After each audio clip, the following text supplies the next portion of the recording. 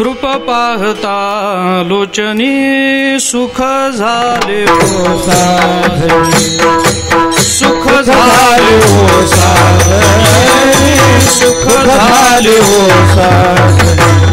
रूप पाहता लोचनी सुख झाले हो साधनी, सुख झाले हो साधनी, सुख झाले हो साधनी। रूप पाहता लोचनी सुख झाले हो साधनी, सुख झाले हो साधनी, सुख झाले हो साधनी। रूप पाहता लोचनी सुख झाले हो साधनी, सुख झाले हो साधनी, सुख झाले हो साधनी। हा विठ्ठल विठ्ठल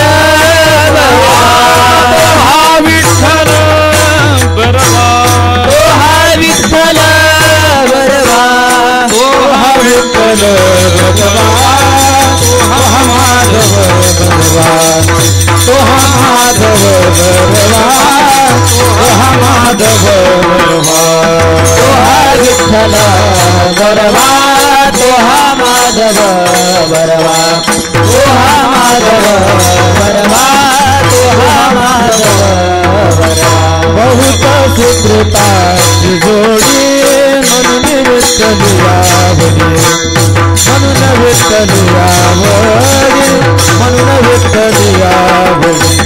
बहुत सुकृता जोडे म्हणून विठ्ठली आवडी, म्हणून विठ्ठली आवडे, म्हणून विठ्ठली आवडी।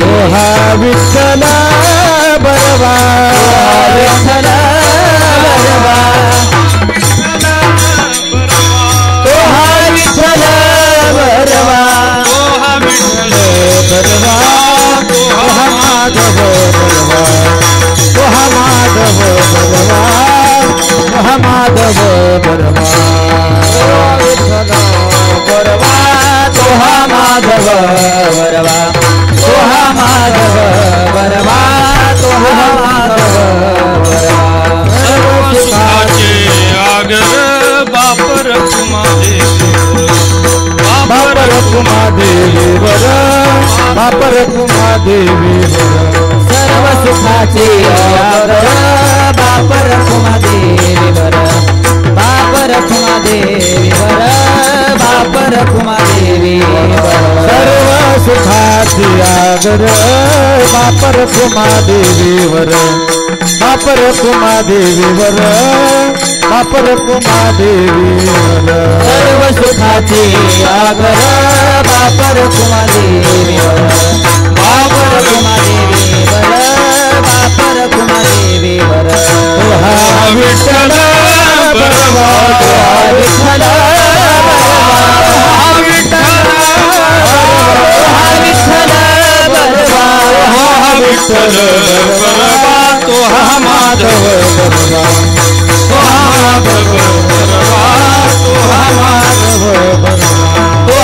विठ्ठल बरवा तो हा माधव बरवा तो हा माधव बरवा तो हा माधव बरवा जय जय राम कृष्ण हरी जय जय राम कृष्ण हरी जय जय राम कृष्ण जय जय राम कृष्ण हरी जय जय राम हरि जय जय राम कृष्ण हरी जय जय राम कृष्ण जय जय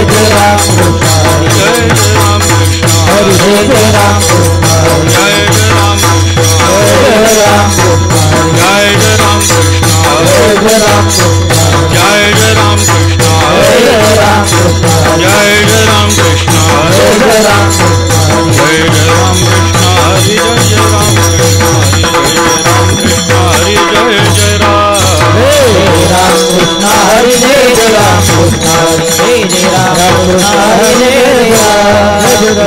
जय राम जय जय राम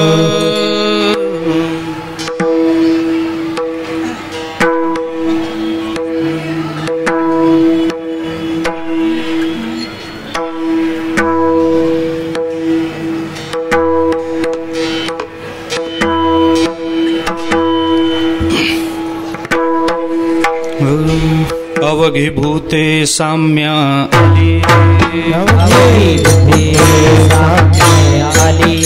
अवघीभूते साम्या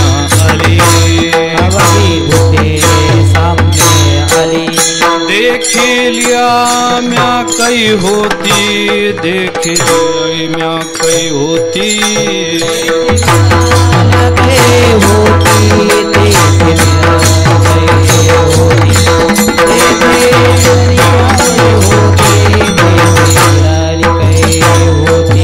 अवघीभूते साम्या आली अवघीभूते साम्या आली अवघीभूते साम्या आली अवघीभूते साम्या आली देखिली म्या कई होती देखिली म्या कई होती देखे मया कई होती देखे मया कई होती देखे मया कई होती विश्वास तो खरा मग विश्वास को खरा विश्वास तो खरा मग विश्वास को खरा मग पांडुरंग कृपेचा पांडुरंग कृपेचा पांडुरंग कृपेचा पांडुरंग कृपेचा पांडुरंग कृपेचा पांडुरंग कृपेचा माझी कोणी न धरू शंका माझी कोणी न धरू शंका माझी कोणी न धरू शंका माझी कोणी न धरू शंका ऐसे हो का निर्द्वंद्व ऐसे हो का निर्द्वंद्व ऐसे हो का निर्द्वंद्व ऐसे हो का निर्द्वंद्व ऐसे हो का निर्द्वंद्व ऐसे हो का निर्द्वंद्व विश्वास तो खरा मग विश्वास हो खरा मग विश्वास हो खरा पांडुरंग कृपेचा पांडुरंग कृपेचा पांडुरंग कृपेचा पांडुरंग कृपेचा पांडुरंग कृपेचा पांडुरंग कृपेचा तुका म्हणे जे जे भेटे तुका म्हणे जे जे भेटे तुका म्हणे जे जे भेटे तुका म्हणे जे जे भेटे ते ते वाटे मी ऐसे ते ते वाटे मी ऐसे ते वाटे मी ऐसे ते वाटे मी ऐसे ते वाटे मी ऐसे ते वाटे मी ऐसे तुका म्हणे जे जे भेटे तुका म्हणे जे जे भेटे तुका म्हणे जे जे भेटे तुका म्हणे जे जे भेटे ते ते वाटे मी ऐसे ते ते वाटे मी ऐसे ते वाटे मी ऐसे ते वाटे मी ऐसे ते वाटे मी ऐसे ते वाटे मी ऐसे विश्वास तो खरा मग विश्वास तो खरा मग विश्वास तो खरा मग विश्वास तो खरा मग पांडुरंग कृपेचा पांडुरंग कृपेचा पांडुरंग कृपेचा पांडुरंग कृपेचा पांडुरंग कृपेचा पांडुरंग कृपेचा विठोबार कुमाई विठोबार कुमाई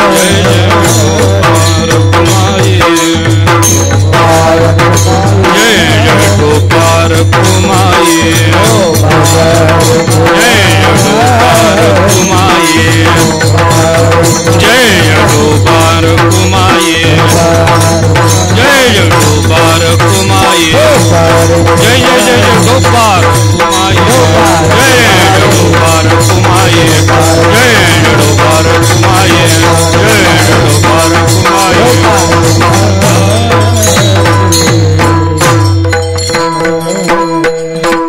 बंडू महाराज त्यांना साथ करतील महारुद्र महाराज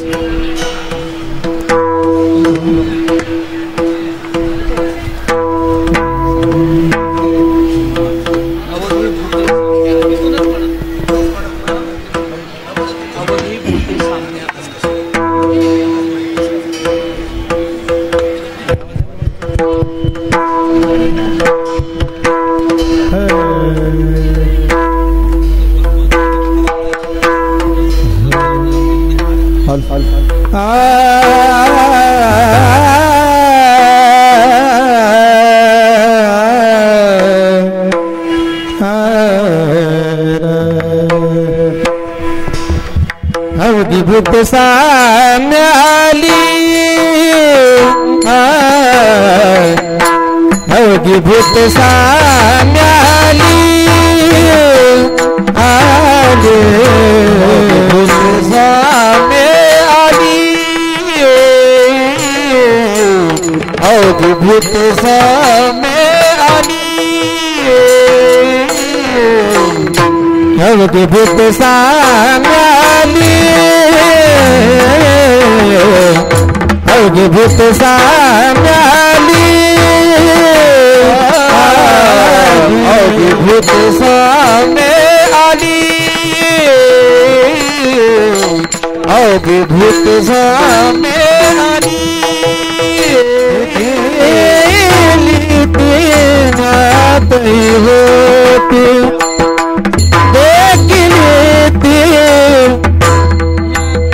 होती विश्वास तो माझा विश्वास तो खरा माझा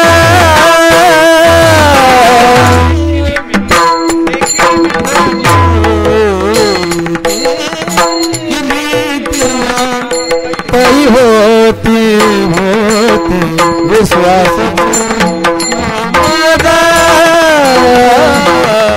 विश्वास तो अवधूत साम्य आली अवधूत साम्य आली अवधूत साम्य आली अवधूत साम्य आली देखेली ज्ञात कई हो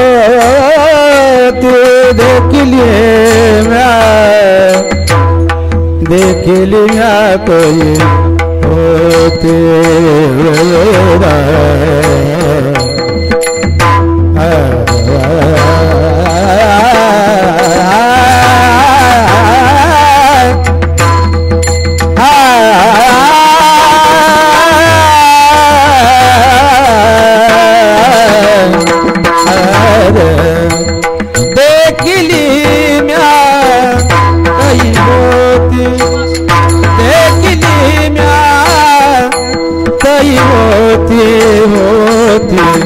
विश्वास तो खरा माझा विश्वास तो खरा माझा होती देखली होती विश्वास तो विश्वास तो खरा मग पांडुरंग कृपेचा पांडुरंग कृपेचा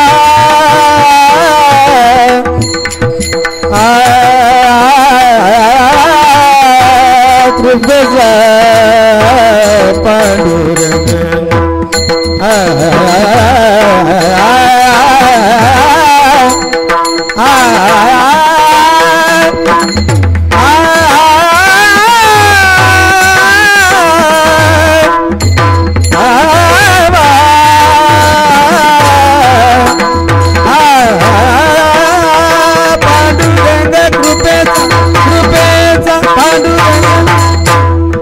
पांडुरंग कृपेचा पांडुरंग कृपेचा कृपेचा विश्वास तो खरा माझा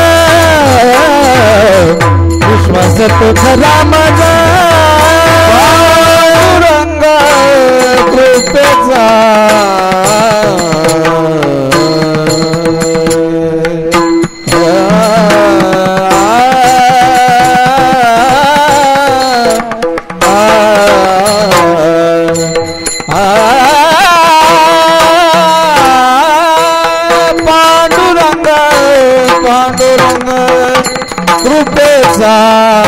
पांडुरंग कृपेचा कृपेचा विश्वास तो खरा विश्वास तो खरा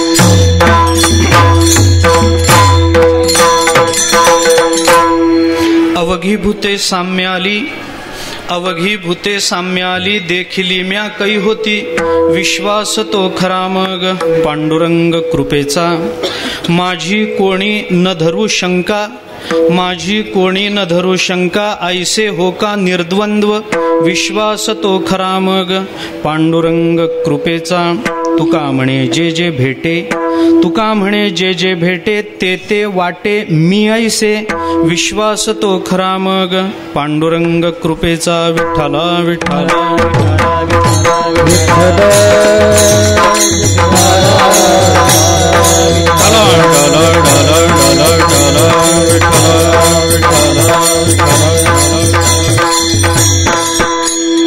अवघीभूते साम्याली देखिली म्या कै होती विश्वास तो खरा मग पांडुरंग कृपेचा.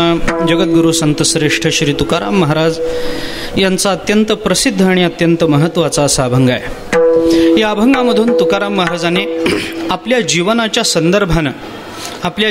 संदर्भामध्ये परमात्म्याच्या कृपेतून काही अपेक्षा व्यक्त केलेल्या आहेत. स्वतःच्या जीवनाचं अंतर्मुख होऊन चिंतन करणं आणि त्या चिंतनातून आपलं जीवन परिपूर्ण कसं होणं याच्याकरता काही अपेक्षा ठेवणं हा साधकाचा जीवन प्रवास आहे. तुकाराम महाराजांनी आपल्या जीवनाकडून भगवत कृपेतून त्या अपेक्षा ठेवलेल्या आहेत. तुकाराम महाराजांनी या अभंगातल्या पहिल्या चरणामध्येच एक शब्द वापरला, अवघीभूते साम्य आली देखिली म्या कै होती. मी असं कधी होईन असा प्रश्न तुकोबारायांना स्वतःला पडलेला आहे. तुकाराम महाराजांच्या या अभंगाच्या मागे एक पार्श्वभूमी आहे. संतांचे शब्द जे संतांच्या मुखातून प्रकट होतात त्या प्रत्येक शब्दाच्या प्राकट्याच्या मागे विशिष्ट घटनांचा संदर्भ आपल्याला विचारात घ्यावा लागतो. काही वेळेला संतांचे शब्द त्या घटनेच्या संदर्भात असतात, म्हणून तेवढीच घटना विचारात घेऊन त्या शब्दांचे अर्थ लावावे लागतात. आणि काही वेळेला संतांच्या मुखातून प्रकट झालेल्या शब्दांना इतका व्यापक आयाम प्राप्त झालेला असतो की कोणत्याही घटनेमध्ये ते शब्द आपल्याला दिशा देण्याचं कार्य करतात. विठ्ठला विठ्ठला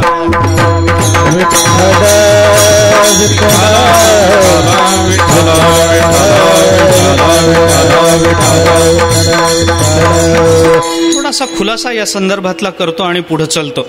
संतांच्या प्रत्येक शब्दाच्या मागे, तुकोबारायांच्या प्रत्येक अभंगाच्या मागे काही घटना आहे हे आपल्याला मान्य करावं लागतं.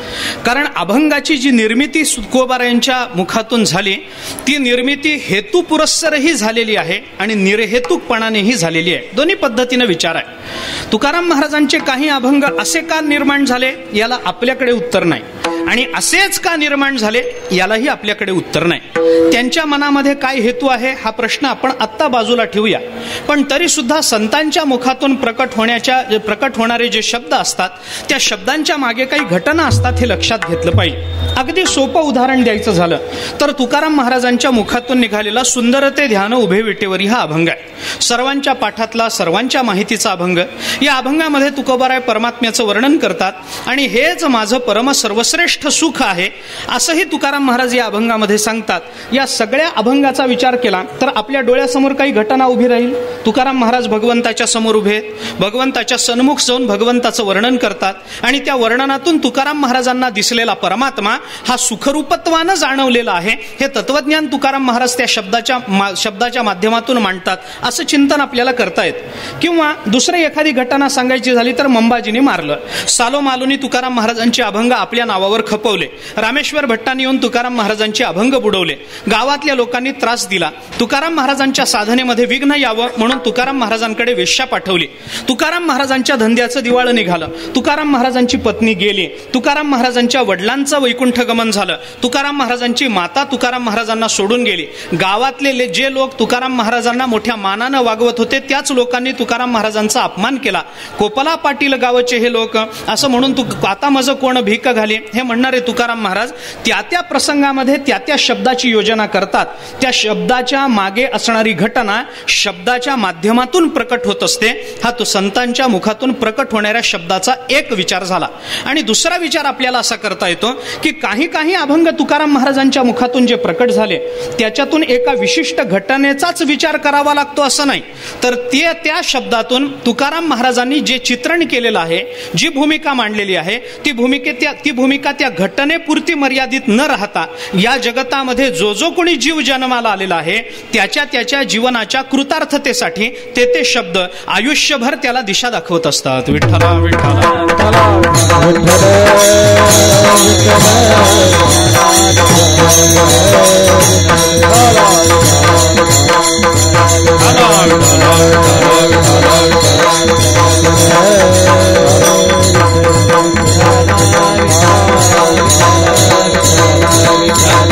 तुकाराम महाराजांचे सालोमालो प्रकरणातले अभंग पहा, धरणेकरी प्रकरणातले अभंग पहा, पत्नीला उपदेश करतानाचे अभंग पहा, किंवा रामेश्वर भट्टांनी तुकोबारायांचे अभंग पाण्यामध्ये बुडवले. रामेश्वर भट्ट तिथून निघाले, अनगड शहराच्या विहिरीमध्ये नको म्हणत असताना उतरले. तुकाराम महाराजांनी अब ऐसेही तैरते रोह म्हणून त्या अनगड शहाने त्यांना ऐसेही तैरते रोह म्हणून सांगितलं. अंगाचा दाह झाला. ओली उपरणी वगैरे गुंडाळून ज्ञानोबारायांपुढे गेले. तिथे निर्वाण मांडलं, अनुष्ठान मांडलं. ज्ञानोबारायांनी सांगितलं बाबा तुझा रोग कळाला पण त्या रोगावरचं औषध आत्ता माझ्याकडे नाही, औषधाचा पत्ता सांगतो तिथं जा. म्हणे कोण काय पत्ता सांगा. ज्ञानेश्वर महाराजांनी रामेश्वर भट्टांना सांगितलं इथं जवळून देहू नावाचं तीर्थक्षेत्र आहे, तिथं तुकाराम महाराज नावाचे एक साधू सत्पुरुष राहतात, त्यांच्या चरणाला जाऊन लाग, तुझ्या अंगाचा दाह कमी होईल. रामेश्वर भट्टांच्या लक्षात आलं ज्यांचा अपराध केला त्यांच्याच पाया पडायची वेळ आपल्या जीवनामध्ये आलेली आहे. हा सगळा प्रसंग भागवतातल्या अंबरीश आणि दुर्वासाच्या चरित्राची आठवण करून देणारा प्रसंग आहे. सगळीकडे रामेश्वर भट्ट गेले. जसा त्या जसे ते दुर्वास भगवान विष्णूपर्यंत जाऊन आले तसे रामेश्वर भट्ट सुद्धा भगवान ज्ञानोबाऱ्यांपर्यंत पोचून आले आणि तिथपर्यंत जाऊनही शेवटी त्यांना विष्णूंनी जसं सांगितलं अहम भक्त पराधीनाय स्वतंत्र इव द्विजहा, तसं ज्ञानेश्वर महाराजांनी त्यांना सांगितलं की बाबा या बाबतीत मी काही करू शकत नाही, तुकाराम महाराज तुला योग्य औषध देतील. रामेश्वर भट्टांना तुकाराम महाराजांच्या चरणाला लागावं लागलं आणि तुकाराम महाराजांनी त्यांना असं नाही म्हटलं की माझे अभंग बुडवलेत ना, मरा आता जळून. हे तुकाराम महाराजांनी त्यांना म्हटलं नाही. तुकाराम महाराजांच्या जागी जर आत्ताचा एखादा कीर्तनकार असता, ही कल्पना फक्त करून बघायची बरं का, कोणी असू शकत नाही ही गोष्ट खरी, त्यांची जागा घेणारा तुकाराम महाराजांच्या नंतर या जगात निर्माण होणं शक्य नाही. विठ्ठला विठ्ठला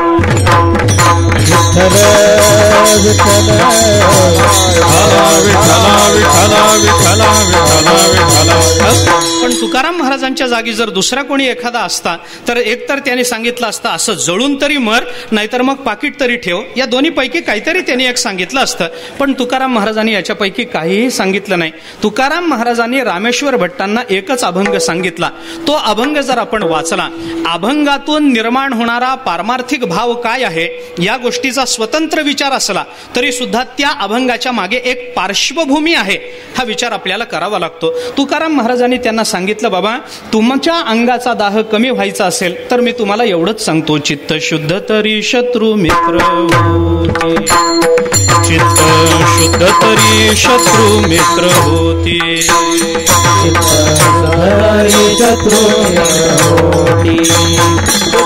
शुद्ध तरी चित्त शुद्ध तरी शत्रू मित्र होते, चित्त शुद्ध तरी शत्रू मित्र होते, शत्रू मित्र होते. व्याघ्रहीन खाती सर्पतया, व्याघ्रहीन खाती सर्पतया, विषते अमृत आघात ते हित, विषते अमृत आघात ते हित. सर्पतया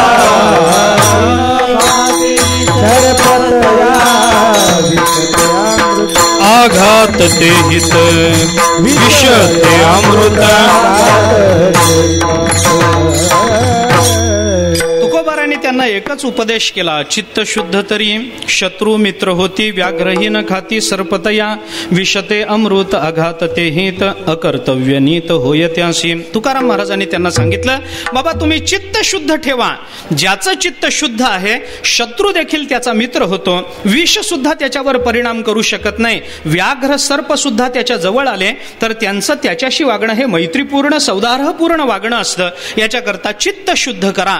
हे तुकाराम महाराजांचं बोलणं हे त्या प्रसंगामध्ये रामेश्वर भट्टाला जरी उपयुक्त असलं तरी गंमत अशी आहे की रामेश्वर भट्टांनंतर जे जे रामेश्वर भट्टांच्या वृत्तीचे त्यांना तो अभंग लागू नाही का हा प्रश्न आहे. ते नंतर सगळ्या जगाला हा अभंग उपयुक्त आहे ना. चित्त शुद्ध करा हा तुकाराम महाराजांचा उपदेश फक्त रामेश्वर भट्टापुरता मर्यादित राहिला नाही तर त्याच्या सगळ्या जगाला उपदेश देणारा हा अभंग ठरला. पण या अभंगाचा उच्चार केल्यानंतर ज्यांना तुकोबारायांचं चरित्र माहिती आहे त्यांना जी घटना आठवते ती रामेश्वर भट्टाचीच आठवते हे मला सांगायचं आहे. म्हणजे संतांच्या शब्दाला प्राप्त झालेला आयाम हा विश्वव्यापक असला तरी विश्वव्यापक असणाऱ्या त्या आयामाची निर्मिती ही मात्र अतिशय परिच्छिन्न अशा घटनांतून झालेली असते. विठ्ठला विठ्ठला विठ्ठला विठ्ठला विठ्ठला विठ्ठला विठ्ठला विठ्ठला विठ्ठला. ज्ञानेश्वर महाराजांचा हरिपाठ जर आपण पाहिला तर या हरिपाठाचं चिंतन करताना एक विशिष्ट वर्ग डोळ्यासमोर दिसला पाहिजे की नाही. ज्ञानेश्वर महाराजांनी हरिपाठामध्ये काही गोष्टींचा निषेध केला, काही गोष्टींचं कौतुक केलं, पण कुणासाठी हा विचार केला. काळवेळ नाम उच्चारिता नाही हे कुणाकरता ज्ञानोबारायांनी सांगितलं याचा विशिष्ट वर्गाचा विचार तुम्हाला तिथं करावा लागेल की नाही. कुणाचा विचार करावा लागेल. पहिल्या अभंगामध्ये ज्ञानेश्वर महाराजांनी सांगितलं त्या पद्धतीनं जे संसारात अडकलेले आहेत, कलियुगात आलेले आहेत आणि ज्यांना सध्या वेगवेगळी साधनं करण्याकरता वेळ नाही त्यांनी काय करायचं याचा विचार ज्ञानेश्वर महाराजांनी सांगितला ना. मग हे सांगत असताना ज्या ज्या साधनांना कालावधी लागतो, जी जी साधनं वेळ खाणारी आहेत, जी जी साधनं प्रत्येकाच्या अधिकाराचा विचार करणारी आहेत, त्या त्या साधनांनी देवापर्यंत जाता येत नाही असं वर्णन ज्ञानेश्वर महाराजांनी केलं की नाही. मी आपल्याला त्याची प्रमाण सांगतो, लक्षात घ्या. अनेक उदाहरणं अशी देता येतील की त्या साधनांचा निषेध करताना ज्ञानेश्वर महाराजांनी सांगितलं याच्याने तुम्हाला देव भेटत नसतो. ही ज्ञानेश्वर महाराजांची हरिपाठातली भाषा पहा. योग याग विधी, योग याग विधी येणे नोहे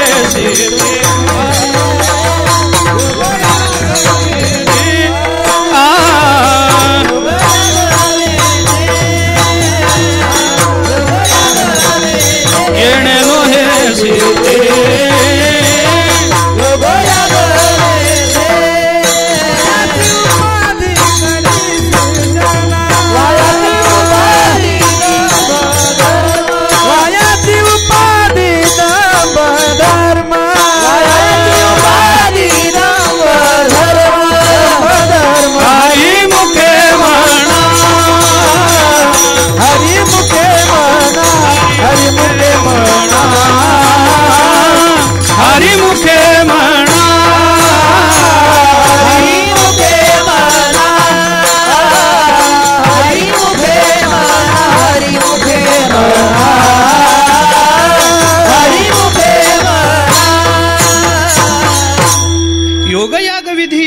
सिद्धी वायाची उपाधी दंभधर्म हे सांगत असताना ज्ञानोबराय असं म्हणतात, योग याग विधी येणे नोहे हे तुम्हाला भगवत सिद्धी करून देणार नाहीत.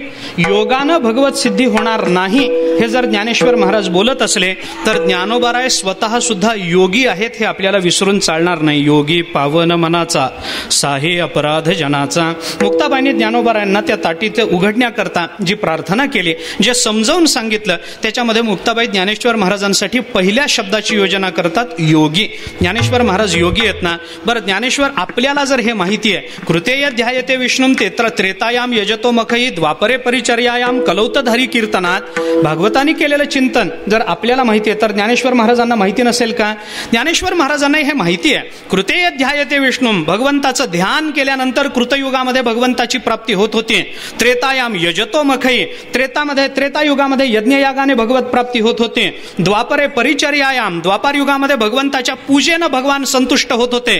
आणि कलौतद हरिकीर्तनात, आणि कलियुगामध्ये मात्र भगवान फक्त नामस्मरणाने आपल्याला प्राप्त होणार आहेत. नारायण देन भेटी, तेने नारायण देन भेटी, तेने नारायण देन भेटी, तेने नारायण देन भेटी. कलियुग माझी करावे कीर्तन, कलियुग माझी करावे कीर्तन, कलियुग माझी करावे कीर्तन, कलियुग माझी करावे कीर्तन. तेने नारायण देन भेटी, तेने नारायण देन भेटी, तेने नारायण देन भेटी, तेने नारायण देन भेटी. परमात्म्याची प्राप्ती कलियुगामध्ये फक्त नामस्मरणाने होणार आहे. हरेर्नाम हरेर्नाम हरेर्नामैव केवलम कलौ नास्तेव नास्तेव नास्तेव गती ही अन्यथा गती जीवाला या कलियुगामध्ये दुसरी नाही, फक्त नामस्मरणाने परमात्मा प्राप्त होणार आहे. कारण काय आहेत याचा विचार मी करत नाही, पण ज्ञानेश्वर महाराज योग याग या विधीने परमात्म्याची प्राप्ती होतच नाही असं जे विधान करतात, त्या विधानाचा बारकाईने विचार केला तर त्रेतायुगामध्ये यज्ञाने परमात्म्याची प्राप्ती होत होती हे आपल्याला शास्त्र सांगतं. त्याच्या पूर्वीच्या काळामध्ये काय कृतयुगामध्ये जर आपण विचार केला, कृतेय ध्यायते विष्णुम, कृतयुगामध्ये ध्यानाने परमात्मा प्राप्त होता. योग म्हणजे काय? ध्यानानं परमात्मा प्राप्त होत होता. याग म्हणजे काय? यज्ञाने परमात्मा प्राप्त होत होता. मग भागवत तर म्हणतं ध्यानानं यज्ञानं परमात्म्याची प्राप्ती होत होती. आणि अशी उदाहरणं आपल्याला पुराण दिकांमधून सापडतात. आणि पुराणाधिक प्रमाणं ही संतांनी स्वीकारलेली प्रमाणं आहेत. तुका म्हणे नाही विश्वासजा म्हणे पहावे पुराणी विचारोने. पुराण हे प्रमाण जर संतांनी स्वीकारलेलं असेल तर पुराणामध्ये केलेलं चिंतन यज्ञ यागाने परमात्म्याची प्राप्ती होत होती हे आहे. आणि ज्ञानेश्वर महाराज मात्र योगयाग विधी येणे नोहे सिद्धी असं म्हणतात. हा विरोधाभास कसा आला? याच्याकरता हरिपाठाचं चिंतन करताना एका विशिष्ट वर्गाचं चिंतन करावं लागतं, ते म्हणजे कलियुगाचंच चिंतन करावं लागतं. कलियुगापुरताच हा उपदेश महत्वाचा आहे. कृतयुगामध्ये, त्रेतायुगामध्ये, द्वापार युगामध्ये या उपदेशाचा विचार साधकांसाठी आणि जीवदशेत अडकलेल्यांसाठी नाही. कारण कलियुगामध्ये माणसाची आयुर्मर्यादा अत्यंत कमी आहे, माणसाच्या अधिकाराचा परिच्छिन्न विचार आहे आणि एकूणातच माणसाच्या जीवनातली गडबड पाहता नामस्मरणाने त्याला मोक्ष प्राप्त होतो किंवा परमात्म स्वरूपाची प्राप्ती होते असं चिंतन एका विशिष्ट मर्यादेत सांगावं लागतं. म्हणजे संतांची भाषा ही काही वेळेला एका विशिष्ट वर्गासाठी असते आणि संतांची भाषा काही वेळेला सर्वांसाठी असते. अशा दोन प्रकाराने संत महात्मे आपल्याला उपदेश करतात. काही वेळेला अधिकाराचा विचार आहे आणि काही वेळेला अधिकाराचा विचार संत करत नाहीत. अशा दोन भूमिका आपल्याला पाहता येतात. पण हे सगळं होताना या प्रत्येक अभंगाच्या मागची प्रत्येक जी भावना संतांच्या मुखातून प्रकट झाली त्याच्या मागे एका काही विशिष्ट घटनेचा विचार आपल्याला करावा लागतो. तसं तुकाराम महाराजांचा हा अभंग एका घटनेतून उत्पन्न झालेला अभंग आहे. तुकाराम महाराजांच्या बाबतीत काय झालं ती घटना पहिल्यांदा आपल्याला सांगतो. मग तुकाराम महाराजांची स्वतःच्या जीवनाकडे बघण्याची तशी अपेक्षा तुकाराम महाराजांनी का केली याचं चिंतन आपल्याला करता येतं. काय घटना घडली? एके दिवशी तुकाराम महाराज संध्याकाळी आपलं भजन आटोपून डोंगरावरून घरी परत येत होते. भजन झालं दिवसभर. रामकृष्ण हरी विठ्ठल केशवा मंत्र हा जपावा सर्व काळ असा तुकाराम महाराजांचा जप झाला. आता डोंगरावर जप झाला म्हणजे घरी आल्यानंतर आता जप करायचा नाही असा विचार नाही. जप अखंड चालूच होता, जपाचा विचार नव्हता. दिनरजनी हाची धंदा गोविंदाचे पवाडे म्हणणारे तुकाराम महाराज अखंड रात्रंदिवस तुकाराम महाराजांचा जप चालू होता. पण पर्वतावरचा डोंगरावरचा जप वेगळा आणि घरात असणारा जप वेगळा. तुकाराम महाराजांनी डोंगरावरचा एकांतवासातला साधनेतला जप संपवला. तुकाराम महाराज संध्याकाळी आपल्या घराकडे परत निघाले आणि तुकाराम महाराज रस्त्याने येत असताना संध्याकाळी पिकावर काही पक्षी चिमण्या येऊन बसलेल्या दाणे टिपण्याकरता आणि तुकाराम महाराजांची चाहूल लागल्याबरोबर त्या चिमण्या उडून गेल्या. कुणाच्याही बाबतीत हे घडणं शक्य आहे. काही तुकाराम महाराजांची चाहूल लागल्यामुळे चिमण्या उडाल्या असं नाही. तुमची आमची चाहूल लागली तरी चिमणी उडून जाते. तुकाराम महाराजांची चाहूल लागली. चिमण्यांना कळत नाही, प्राण्यांना कळत नाही, पशूंना कळत नाही. हा संत आहे का महात्मा आहे याची जाणीव पशूंना असायचं कारण नाही. तुकाराम महाराज हे सामान्य माणूस आहेत असंच त्यांना वाटतं. प्राणी योनी, पक्षी योनी, पशु योनी यांचा जर विचार केला तर गाढवाला काय कळणार आहे तुकाराम महाराज कोण? आणि त्या काळातल्या गाढवाचं काय? आजच्या काळातल्या गाढवाला तरी काय कळणार आहे की तुकाराम महाराज नेमके कोण आहेत ते? बऱ्याच गाढवांना तुकाराम महाराज अद्यापपर्यंत कळलेले नाहीत. बऱ्याच गाढवांना कळत नाहीत. बऱ्याच गाढवांना ज्ञानेश्वर महाराज कोण कळत नाही. वाटेल ते लोक बोलत असतात, त्याचा विचार आत्ता करूया नको. परंतु तुमच्या चिमण्या उडून गेल्या आणि उडून गेल्यानंतर तुकाराम महाराजांना त्याचं वाईट वाटलं. मुद्दा इथं आहे. साधक दशेतल्या अंतर्मुख वृत्तीचा मुद्दा मुळात इथून सुरू होतो. चिमण्या उडाल्या याच्यामध्ये वाईट वाटण्यासारखं काय आहे हा प्रश्न आहे. चिमण्या उडून गेल्या, वाईट वाटायचं काय त्याच्यामध्ये? हा एक निसर्ग आहे. चिमण्यांना सुद्धा माणसाची भीती आहे. लक्षात घ्या, चिमण्या देखील घाबरतात. या आता विस्तार मी याचा करत नाही, पण चिमण्यांना माणसाची भीती वाटते. माणूस आला आता आपल्याला हा मारेल अशी भीती वाटते.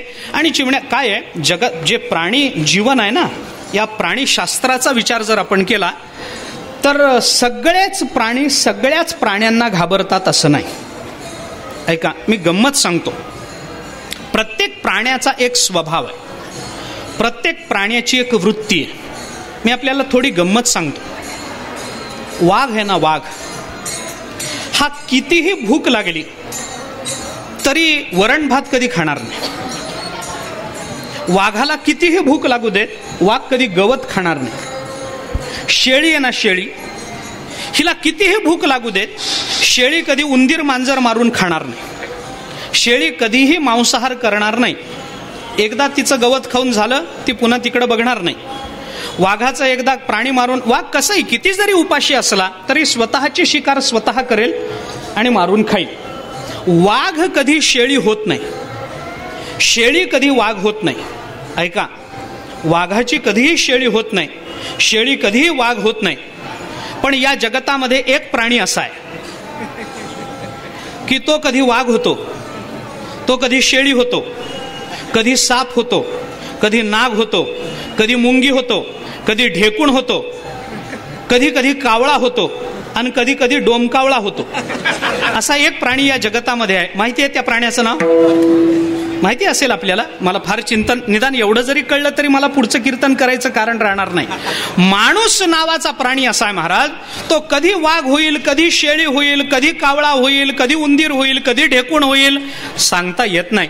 बाहेर वाघ म्हणून फिरणारा मनुष्य घरात आल्याबरोबर त्याची शेळी झालेली मी अनेक वेळेला पाहिलेली आहे. होणार नाही असं नाही. बाहेर वाघ म्हणून फिरतात, घरात आले की त्याची शेळी होते. होतं असं पुष्कळ वेळेला होतं. मुद्दा तो नाही. म्हणजे माणसाची भीती प्राण्यांना वाटते, वाघाची भीती माकडांना एक वेळ वाटणार नाही. माकड झाडावर चढून जाईल. पण माणूस आला की माकडाला फार भीती वाटते, वाघापेक्षा जास्त भीती वाटते. कारण वाघावर क्वचित प्रसंगी विश्वास ठेवता येऊ शकतो, पण माणसावर विश्वास ठेवणं फार अवघड आहे महाराज. तुकाराम महाराजांची चाहूल लागली, चिमण्या उडून गेल्या. वाईट वाटायचं काही कारण नाही. तुमच्या माझ्यासारखा एखादा असता तर आपल्याला आपण याचा विचारही केला नसता. किंबहुना जर चिमण्या उडाल्या नसत्या तर आपल्याला वाईट वाटलं असतं. मी आलो आणि चिमण्या उडत नाहीत म्हणजे काय, असं आपण विचार केला असता. पण तुकाराम महाराजांना वाईट वाटलं की मी आलो, चिमण्यांना उडून जायचं काय कारण आहे, चिमण्यांनी का उडून जावं माझ्यापासून, माझी भीती वाटावी असं माझं चरित्र आहे का, माझी भीती वाटावी असा द्वेष माझ्या मनात आहे का, माझी भीती वाटावी असं अकराळ विक्राळ माझं रूप आहे का, माझी भीती वाटावी इतकं माझं मन खराब आहे का, माझी भीती वाटावी इतकं माझं चरित्र खराब आहे का. तुकाराम महाराज अंतर्मुखून विचार करायला लागले, चिमण्या उडाल्या कशा, उडायचं कारण काय. बरं, चिमणी उडते हा तर स्वभाव आहे. जगात सगळ्यात सवळ्यात जर कोणी राहत असेल तर ती चिमणी राहते महाराज. सगळ्यात कडक सवळं हे चिमणीचं असतं. मी आपल्याला गंमत सांगतो त्याची. काय आहे, एखाद्या प्रेताला जर माणसाचा स्पर्श झाला तर त्याला काय करावं लागतं, काही नाही, घरी येऊन स्नान करायचं, कपाळाला गंध लावायचं, जास्तीत जास्त काय जर करत असला तर जानवं असेल गळ्यात तर बदलायचं, नसला तर प्रश्न नाही. पण गळ्यात असेल जानवं तर जानवं बदलून टाकायचं, सचैल स्नान करायचं. प्रेताचा स्पर्श झाला, सचैल स्नानाने त्या दोषाची निवृत्ती होते, मान्य. पण एखाद्या वेळेला एखाद्या चिमणीला माणसाचा स्पर्श झाला तर चिमणी नुसत्या सचैल स्नानाने शुद्ध होत नाही, बाकीच्या चिमण्या तिला मारूनच टाकतात. प्रेताचा स्पर्श झाला तर माणूस पाण्याने शुद्ध होतो, पण माणसाचा स्पर्श झाला तर चिमणीला जीवाला मुकावं लागतं. मग प्रेत अशुद्ध का माणूस अशुद्ध हे एकदा ठरवावं लागेल. प्रेताची अशुद्धता एक वेळ परवडते, पण माणसाची अशुद्धता परवडत नाही. चिमणी अतिशय सवळ्यात राहते, तिला माणसाचा स्पर्श सहन होत नाही, बाकीच्या चिमण्या तिला मारून टाकतात. म्हणून त्या चिमण्यांना तुकाराम महाराज आल्याची चाहूल लागल्याबरोबर चिमण्या उडून गेल्या. आणि तुकाराम महाराज अंतर्मुखून विचार करायला लागले, चिमणीच्या अंतःकरणात माझ्याबद्दल द्वेष निर्माण व्हायचं कारण नाही आणि माझ्या अंतःकरणात चिमणीबद्दल द्वेष निर्माण व्हायचं कारण नाही. मग एकमेकांच्या अंतःकरणात एकमेकांबद्दल जर द्वेष नाही तर चिमण्या उडाल्या का, याचं तुकाराम महाराजांना वाईट वाटलं. साधी घटना असते, माणसाला अंतर्मुख बनवते. तुकाराम महाराज अंतर्मुख झाले आणि तुकाराम महाराज विचार करायला लागले की असं का व्हावं, चिमण्यांनी माझ्यापासून उडून का जावं, त्यांना माझ्याबद्दल भय वाटावं असं का व्हावं, असं होणं बरोबर नाही. त्या चिमण्या माझ्यापासून उडाल्या याचा अर्थ माझ्यात काहीतरी दोष आहे. साधक दशेचा दुसरा मुद्दा इथं येतो. ऐका, तुकाराम महाराजांचं चरित्र हे साधक दशेतलं चरित्र. या चरित्रातला दुसरा मुद्दा आपल्याला इथं पाहता येतो. पहिला मुद्दा आपण पाहिला, चिमण्या उडून गेल्या, याच्यानं तुकाराम महाराज अंतर्मुख झाले. साधकाच्या जीवन प्रवासाचा हा पहिला टप्पा आहे. दुसरा विचार तुकाराम महाराजांनी विचार करताना, चिमणी आपल्यापासून उडून गेली, याच्या चिमणीला दोष न देता तो दोष माझ्यामध्ये आहे असं तुकाराम महाराज समजले. हे साधकाचं उत्कृष्ट जीवनाचं दुसरं उदाहरण आपल्याला पाहता येतं. हा दुसरा टप्पा आहे. मी असतो तर काय विचार केला असता, चिमण्या उडून गेल्या का, अरे चिमणीच्या मुळातच भय असतं मनात, त्याच्यामुळे चिमणी उडून जाईल, नाही तर काय होईल, चिमणी उडून गेली कारण तिच्या ठिकाणी भय नावाचा विकार आहे असं मी समजलो असतं. कारण का, दुसऱ्याला दोष देणं हे माणसाचं लक्षण आहे आणि आपल्यात दोष आहे याची जाणीव करून घेणं हे साधकाचं लक्षण आहे. विठ्ठला विठ्ठला विठ्ठला विठ्ठला विठ्ठला विठ्ठला विठ्ठला विठ्ठला विठ्ठला विठ्ठला विठ्ठला विठ्ठला विठ्ठला स्वतःमध्ये दोष पाहिले पाहिजेत. अंतर्मुख झाल्यानंतर माणसाला स्वतःतले दोष दिसतात, इतरातले दोष बघण्याचा आपल्याला अधिकार नाही, हे आपण लक्षात ठेवलं पाहिजे. माणसाच्या जीवनामध्ये कोणतीही घटना घडली तरी मनुष्य दुसऱ्याला पहिल्यांदा दोष देतो. हे तुमच्यामुळं झालं. चांगलं झालं तर श्रेय स्वतःकडे घेतो, पण वाईट झालं तर दोष नेहमी दुसऱ्याकडे दिला जातो. सप्ताह चांगला झाला, सगळं चांगलं झालं, अन्नदान भरपूर झालं, लोक भरपूर कीर्तनाला आले, सगळा आनंदी आनंद झाला, सप्ताह अगदी यशस्वी झाला. 100 माणसं पुढे येतात. मी म्हणतच होतो, माझ्या म्हणण्याने तर सुरू झालं. मी म्हणलं नव्हतं तुम्हाला सगळे येतील, तुम्ही काही चिंता करू नका. मी म्हणलं होतं तुम्हाला पंक्ती मिळतील, तुम्ही विचार करू नका. झालं की नाही? मी म्हणल्यामुळं सगळं झालं असं म्हणणारे 100 जण येतात. पण पुष्कळ प्रयास करूनही कीर्तनाला जर गर्दी झाली नाही तर माणसं पहिल्यांदा हे म्हणतात, तरी मी म्हणत होतो या कालावधीमध्ये आपल्याला माणसं मिळत नाहीत, सप्ताह करू नका. पण यांना मी 100दा सांगितलं तरी यांनी ऐकलं नाही. सप्ताह अयशस्वी झाला की यांनी ऐकलं नाही हे दाखवलं जातं, आणि यशस्वी झाला तरी मी म्हणत होतो हे दाखवलं जातं. दुसऱ्यावर दोष देणारी मंडळी या जगतामध्ये भरपूर आहेत, हे लक्षात घ्या. पण स्वतः अंतर्मुखून माझ्यामध्ये काही दोष आहेत का याचा विचार मनुष्य कधी करत नाही. लक्षात घ्या. काय आहे, त्याच्या संदर्भामध्ये बरीच सुभाषितं आपल्याला पाहता येतात. आत्ता माझ्याकडे तेवढा वेळ नाही, पण थोडंसं लक्षात जर घेतलं तर स्वतःची प्रौढी सांगणारा इंद्र कितीही मोठा असला तरी तो लहान होतो, पण दुसऱ्याचं कौतुक आणि स्वतःची निंदा करणारा कितीही सामान्य असला तरी तो श्रेष्ठ होत असतो. विठ्ठला विठ्ठला.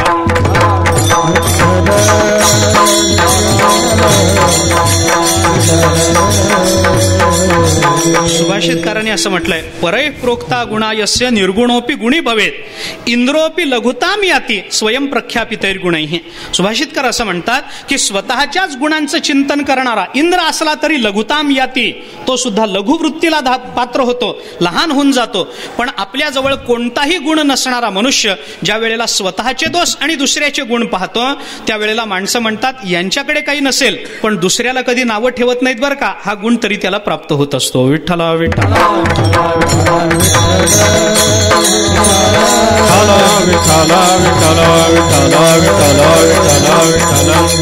तुकाराम महाराजांनी विचार केला, ज्या अर्थी चिमण्या माझ्यापासून उडून गेल्या त्या अर्थी माझ्यामध्ये काहीतरी दोष असला पाहिजे. मग आपल्या ठिकाणी जर दोष आहे याची जाणीव ज्या वेळेला माणसाला होते त्यावेळेला त्या दोषाचा परिहार करण्याचा विचार केला जातो. हे साधक जीवनाचा हा 3रा टप्पा विचारात घेतला पाहिजे. आपण चिंतन करून पहा, मी एक एक टप्पा आपल्याला सांगत जातोय. अंतर्मुख होणं हा साधकाचा पहिला गुण मानावा लागतो. अंतर्मुख झाल्यानंतर स्वदोषांची जाणीव होणं हा साधका जीवनातला 2रा टप्पा मानावा लागतो. स्वदोषांची जाणीव झाल्यानंतर त्या दोषाच्या निवृत्तीचा विचार करणं साधक जीवनाचा 3रा टप्पा मानावा लागतो. तुकाराम महाराज अंतर्मुखून विचार करायला लागले, काय करायचं, माझ्यामध्ये दोष आहे, चिमण्या उडून गेल्या ना, माझी भीती वाटली ना चिमण्यांना, माझ्यामध्ये दोष आहे. मग या दोषाचं निराकरण करण्याकरता काय करावं लागेल याचा विचार तुकाराम महाराजांनी केला. आणि तुकाराम महाराजांच्या हे लक्षात आलं की आपल्या जीवनातल्या सर्व दोषांची निवृत्ती माणसाला स्वसामर्थ्यानं करता येत नसते, त्याला काही गोष्टींचा आधार घ्यावा लागतो. तसं आपल्या अंतःकरणामध्ये अनादी कालापासून ज्या क्षणापासून जीवदशा प्राप्त झाली त्या क्षणापासून ते आज तागायतपर्यंत जे दोषांनी घर केलेलं आहे, ज्या दोषांनी भक्कम असं वास्तव्य आमच्या अंतःकरणामध्ये केलेलं आहे, त्या अंतःकरणातले ते दोष आपल्या एकट्याच्या या जन्मातल्या साधनेने धुतले जाणार नाहीत, हे लक्षात घ्या. माणसाला अशी अपेक्षा असते की आयुष्य सगळं दोषात जातं, आयुष्य सगळं नको ते करण्यात जातं, आणि माणसाला वाटतं एखादी वारी केली, एकदा गाथ्याचं पारायण झालं की आता बस आम्हीच आहोत असं वाटतं. मी तर नेहमी विनोदाने सांगतो, एक ज्ञानेश्वरीचं पारायण झालं की माणसाला वाटतं महाराष्ट्रात ज्ञानोबारायनंतर मीच आहे. मध्ये तुकाराम महाराज नाही, नाथ महाराज नाही, निळोबाराय नाही, कोणी नाही, एक ज्ञानोबाराय. लगेच त्यांच्या मांडीला मांडी लावून बसायची आमची तयारी आहे. एका पारायणामध्ये असं घडत नसतं महाराज. बरं, तेही पारायण काही सरळ केलेलं नाही. कोण येऊन केळी ठेवतंय, कोण येऊन चिकू ठेवतंय, कोण येऊन खडीसाखर ठेवतंय, कोण उठलं, कोण बसलं, कोण आलं, कोण गेलं, किती लोक पारायणाला बसले, कोण माझ्याकडे बघतंय, असं पारायण करायचं नसतं. पारायणाचा विधी आहे, त्या विधीनुसार पारायण करावं लागतं. शब्द वाचणं म्हणजे पारायण नाही, हे लक्षात घ्या. आपल्या इंद्रियांनी शब्द जाणावा लागतो. ऐका, आपल्या इंद्रियांनी शब्द जाणावा लागतो, आपल्या बुद्धीनं त्या शब्दाचा अर्थ कळावा लागतो आणि आपल्या मनानं त्या शब्दाच्या मागचा भाव कळावा लागतो. तर या तिन्हीचं मिळून पारायण होत असतं. शब्द, शब्दाचा अर्थ आणि शब्दाच्या मागचा भाव हे आपल्या 3 गोष्टीने जाणायचं असतं. इंद्रियांनी शब्द, डोळ्यांनी शब्द वाचायचा, बुद्धीने शब्दाचा अर्थ लक्षात घ्यायचा आणि अंतःकरणानं शब्दाच्या मागचा ज्ञानोबारायांचा भाव लक्षात घ्यायचा. या तिन्हीला मिळून पारायण म्हणतात. नुसतं पारायण. आणि असं पारायण न करता एका पारायणामध्ये माणसाला असं वाटतं की ज्ञानेश्वर महाराजानंतर महाराष्ट्राला आता तारणारा जर कोणी असेल तर मी आहे. कशावरून? एक पारायण केलंय त्याच्यावरून. असं होत नाही. अंतःकरणातले दोष एका पारायणाने निवृत्त होणार नाहीत. नामामध्ये जरी ते सामर्थ्य असलं तरी एका नामानं ते दोष जाणार नाहीत. मग त्याच्याकरता काय करावं लागेल? आपल्याला भगवंताची कृपा संपादन केल्याशिवाय गत्यंतर नाही. तर दोषाची निवृत्ती होऊ शकते. साधक जीवनातला 4था टप्पा आपल्याला इथं विचारात घ्यावा लागतो. मी पुन्हा एकदा आपल्याला याची जाणीव करून देतो. अंतर्मुख होणं साधक जीवनातला पहिला टप्पा आहे. स्वतःच्याच ठिकाणी दोष आहे, या दोषाची जाणीव होणं साधक जीवनातला दुसरा टप्पा आहे. त्या दोषांच्या निवृत्तीचा विचार करणं साधक जीवनातला 3रा टप्पा आहे. आणि त्या दोषांची निवृत्ती स्वसामर्थ्याने होत नसेल तर ज्याच्या सामर्थ्याने त्या दोषांची निवृत्ती होणार आहे त्याला शरण जाणं हा साधक जीवनातला 4था टप्पा आहे. तुकाराम महाराजांचा या संपूर्ण अभंगातला भाव जर लक्षात घेतला तर तुकाराम महाराज या 4ही टप्प्यावरून पुढे आले आणि तुकाराम महाराज अंतर्मुखून आता विचार करतात की माझ्या अंतःकरणामध्ये कोणताही विकार नसताना चिमण्या जर माझ्या जवळून उडून गेल्या तर तो विकार मला कळला नाही पण चिमण्यांना कळला. याचा अर्थ माझ्यात दोष आहे. मग तो दोष कसा जाईल याचा अंतर्मुखून तुकोबरा विचार करायला लागले. अभंगाच्या पहिल्या चरणात अवघे भूते साम्य आली, अवघे भूते साम्य आली, अवघे भूते साम्य आली, अवघे भूते साम्य आली, अवघे भूते साम्य आली, अवघी भूते साम्य आली, अवघी भूते साम्य आली, अवघी भूते साम्य आली. देखली म्या तय होती, देखली म्या तय होती, विश्वास माझा करा, विश्वास माझा करा.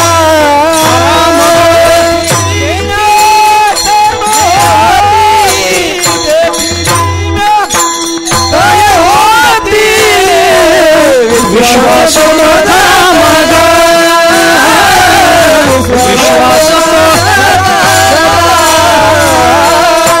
तुकोबाराने अंतर्मुखून विचार केला की कसं असं कधी माझ्या जीवनामध्ये घडेल.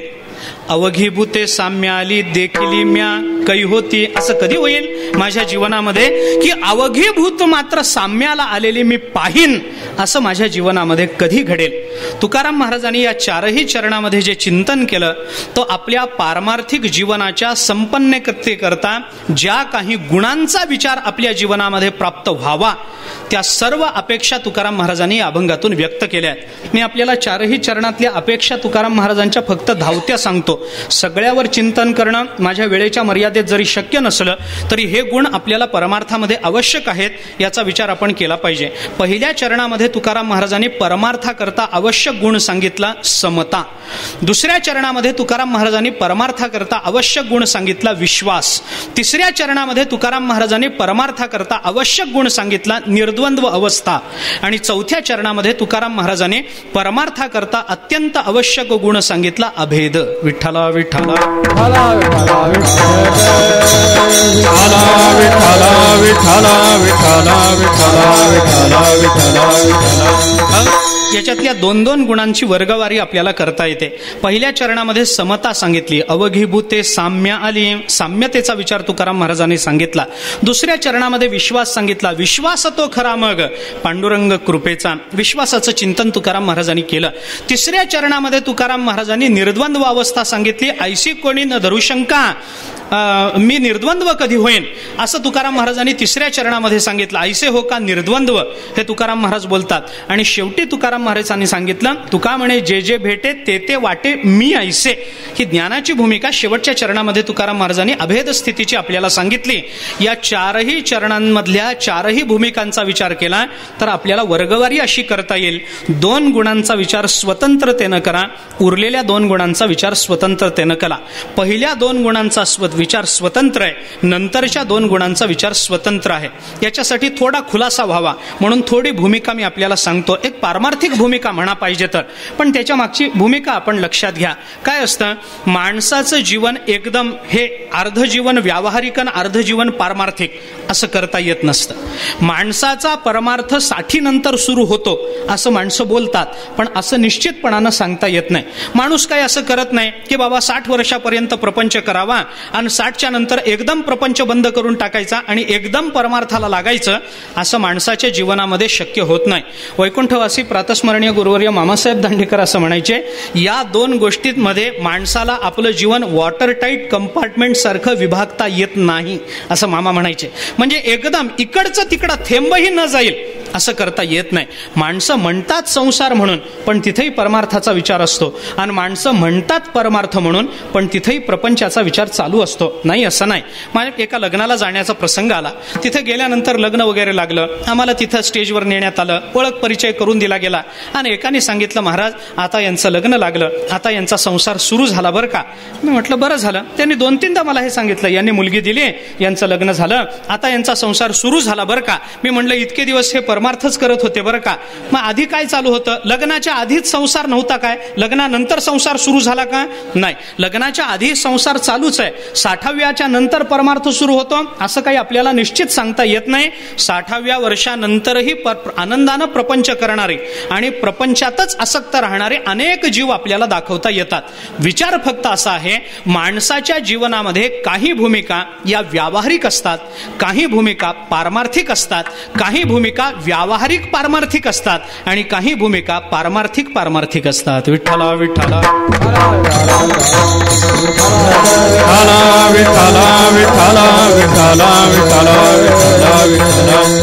या अभंगाच्या दृष्टीने जर विचार केला तर पहिल्या 2 चरणामध्ये सांगितलेल्या भूमिका या व्यावहारिक पारमार्थिक भूमिका आहेत, आणि नंतरच्या 2 चरणामध्ये सांगितलेल्या भूमिका या पारमार्थिक भूमिका आहेत, असं चिंतन आपल्याला करता येतं.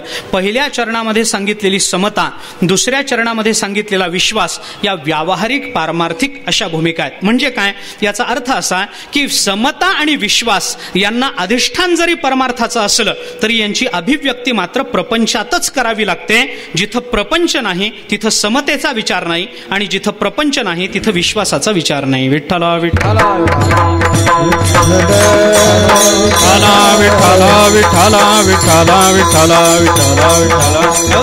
मागे आपण एकदा बोललो होतो, आपल्या स्मरणात आहे का नाही मला माहिती नाही, पण चिंतन करून पहा. आपण सगळ्या संतांनी प्रपंचाला नावं ठेवली महाराज. सगळ्या पारमार्थिक ग्रंथांनी प्रपंचाला नावं ठेवली. संसार दुःखमूळ म्हणलं, हा संसार अतिशय कष्टाचा आहे म्हणलं. संसार सागरुगा भवदुःखाचे मूळ म्हणलं. संसाराच्या बाबतीत बोलत असताना मृत्यूलोकी सुखाची कहाणी ऐकिजेल कवणाचे श्रवणे अशी म्हटलं. संसार आपल्याला त्रस्त करणारा असं म्हटलं. संसार ऐसा दारुण म्हणलं. एक नाव ठेवलं नाही या संसाराला, लाखो नावं संतांनी ठेवली. ही गोष्ट बरोबर आहे. संतांनी जरी प्रपंचाला लाखो नावं ठेवलेली असली, या प्रपंचामध्ये 100 नाही लाखो दुर्गुण जरी असले, दोष असले, तरी हा प्रपंच एका कामाचा आहे हे आपल्याला मान्य करावं लागेल. मनाला कितीतरी नावं ठेवली जातात की नाही, मन चंचल आहे, मन चपळ आहे, मन अमुकच करतं, वैरी चिंती वैरीनं चिंती, मन चिंतिते वैरीनं चिंती म्हणलं जातं की नाही. लाखो नावं मनाला ठेवली जातात, पण ज्ञानोबारायांनी त्या मनाचा एक सद्गुण सांगितलाच की नाही, परी या मनाचे एक निके, जे गोडीची ठाया सोके म्हणून अनुभव सुखची कौतुके दावीत जाईजे. हे ज्ञानोबाराय बोललेच की नाही. मनाच्या ठिकाणी लाख दुर्गुण असूनही मनाचा एक सद्गुण जसा सांगितला जातो, तसं प्रपंचाच्या ठिकाणी सुद्धा लाख दुर्गुण असले तरी प्रपंचाचा एक गुण आपल्याला मान्य करावा लागतो. कोणता? प्रपंच वाईट असला तरी आपला परमार्थ किती कडेला गेलाय याची परीक्षा प्रपंचात आल्याशिवाय होत नाही. विठ्ठला विठ्ठला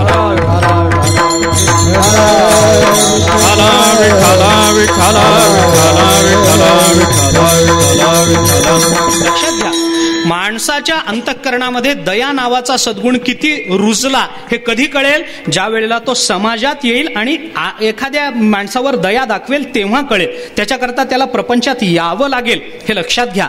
म्हणजे प्रपंच किती जरी वाईट असला तरी तो महत्वाचा आहे हे आपल्याला नाकारता येणार नाही. सोनाराच्या दुकानातली कसोटी, सोनं ज्याच्यावर घासून पाहिलं जातं ती कसोटी असते ना, तो कसोटी म्हणजे काय असतं होते? काय असतं? तो काही धातू असतो? दगड असतो, दगड. कसोटीचा दगडच म्हणला जातो ना. सामान्य दगड आहे तसा जर विचारात घेतला गेला तर. पण दगड जरी असला तरी सोन्याची परीक्षा करतो हे विसरू नका. दगड आहे मान्य आहे, पण सोन्याची परीक्षा करतो. तसा प्रपंच अगदीच वाईट आहे, जड आहे, मंद आहे, अमुक आहे, दुःखाला कारण आहे, हे सगळं खरी असलं तरी तुमच्या सोन्याच्या परमार्थाची कसोटी करणारा तो एकटा आहे हे आपल्याला विसरता येणार नाही. कसोटीचा दगड जसा दगड असतो पण सोन्याची परीक्षा करतो, तसा प्रपंच दुःखमूळ असला तरी परमार्थाची परीक्षा करतो. आपल्या अंतःकरणात, आपल्या जीवनामध्ये परमार्थ खरा किती रुजला हे जर बघायचं असेल तर आपल्याला प्रपंचातच यावं लागेल. ज्ञानोबा रायांना जे मोठेपण आलं, की आलं म्हणण्यापेक्षा होतच मुळामध्ये, पण जे आपल्याला कळलं. तुकाराम महाराजांचं मोठेपण जे आपल्याला कळलं ते कशावरून कळलं सांगा ना? ते कशावरून कळलं? तुकाराम महाराजांच्या भूमिकेवर जाऊन आपण तुकाराम महाराजांची परीक्षा करू शकतो का? करू शकत नाही. मग तुकाराम महाराज मोठे आहेत हे आपल्याला कशावरून कळलं?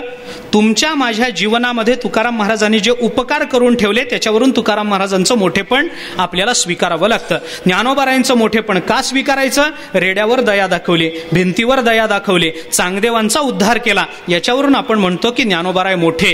तुकाराम महाराज मोठे का? मंबाजीने मारून सुद्धा तुकाराम महाराजांनी एक अवाक्षर तोंडातलं काढलं नाही, याच्यावरून आपल्याला कळलं की नाही की तुकाराम महाराज मोठे. सालोमालोनी सगळे अभंग घेऊन सुद्धा तुकाराम महाराजांनी सालोमालोला नावं ठेवली नाहीत, याच्यावरून तुकाराम महाराजांचं मोठेपण आहे की नाही? रामेश्वर भट्टांनी अभंग बुडवून सुद्धा तुकाराम महाराजांनी मर तसाच असं न म्हणता त्याला सुद्धा त्या वेदनेतून बाहेर काढलं, याच्यावरून तुकाराम महाराजांचं मोठेपण कळलं ना.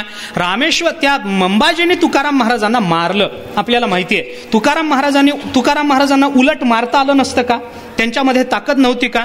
मी तर नेहमी सांगतो, तुकाराम महाराजांनी नुसतं मंबाजीकडे डोळे उचलून बघितलं असताना तर मंबाजीला वेगळं सरपण लागलं नसतं. होती की नाही ताकद तुकाराम महाराजांमध्ये? होती ना. पण हे तुकाराम महाराजांनी केलं नाही, याच्यावरून तुकाराम महाराजांचं मोठेपण कळलं ना. मग तुकाराम महाराजांचं मोठेपण जर त्यांच्या भूमिकेवर जाऊन कळत नसेल तर ते मोठेपण कळण्याचा एकमेव मार्ग आहे तो म्हणजे तुकाराम महाराज प्रपंचात कसे वागतात याच्यावरून. विठ्ठला विठ्ठला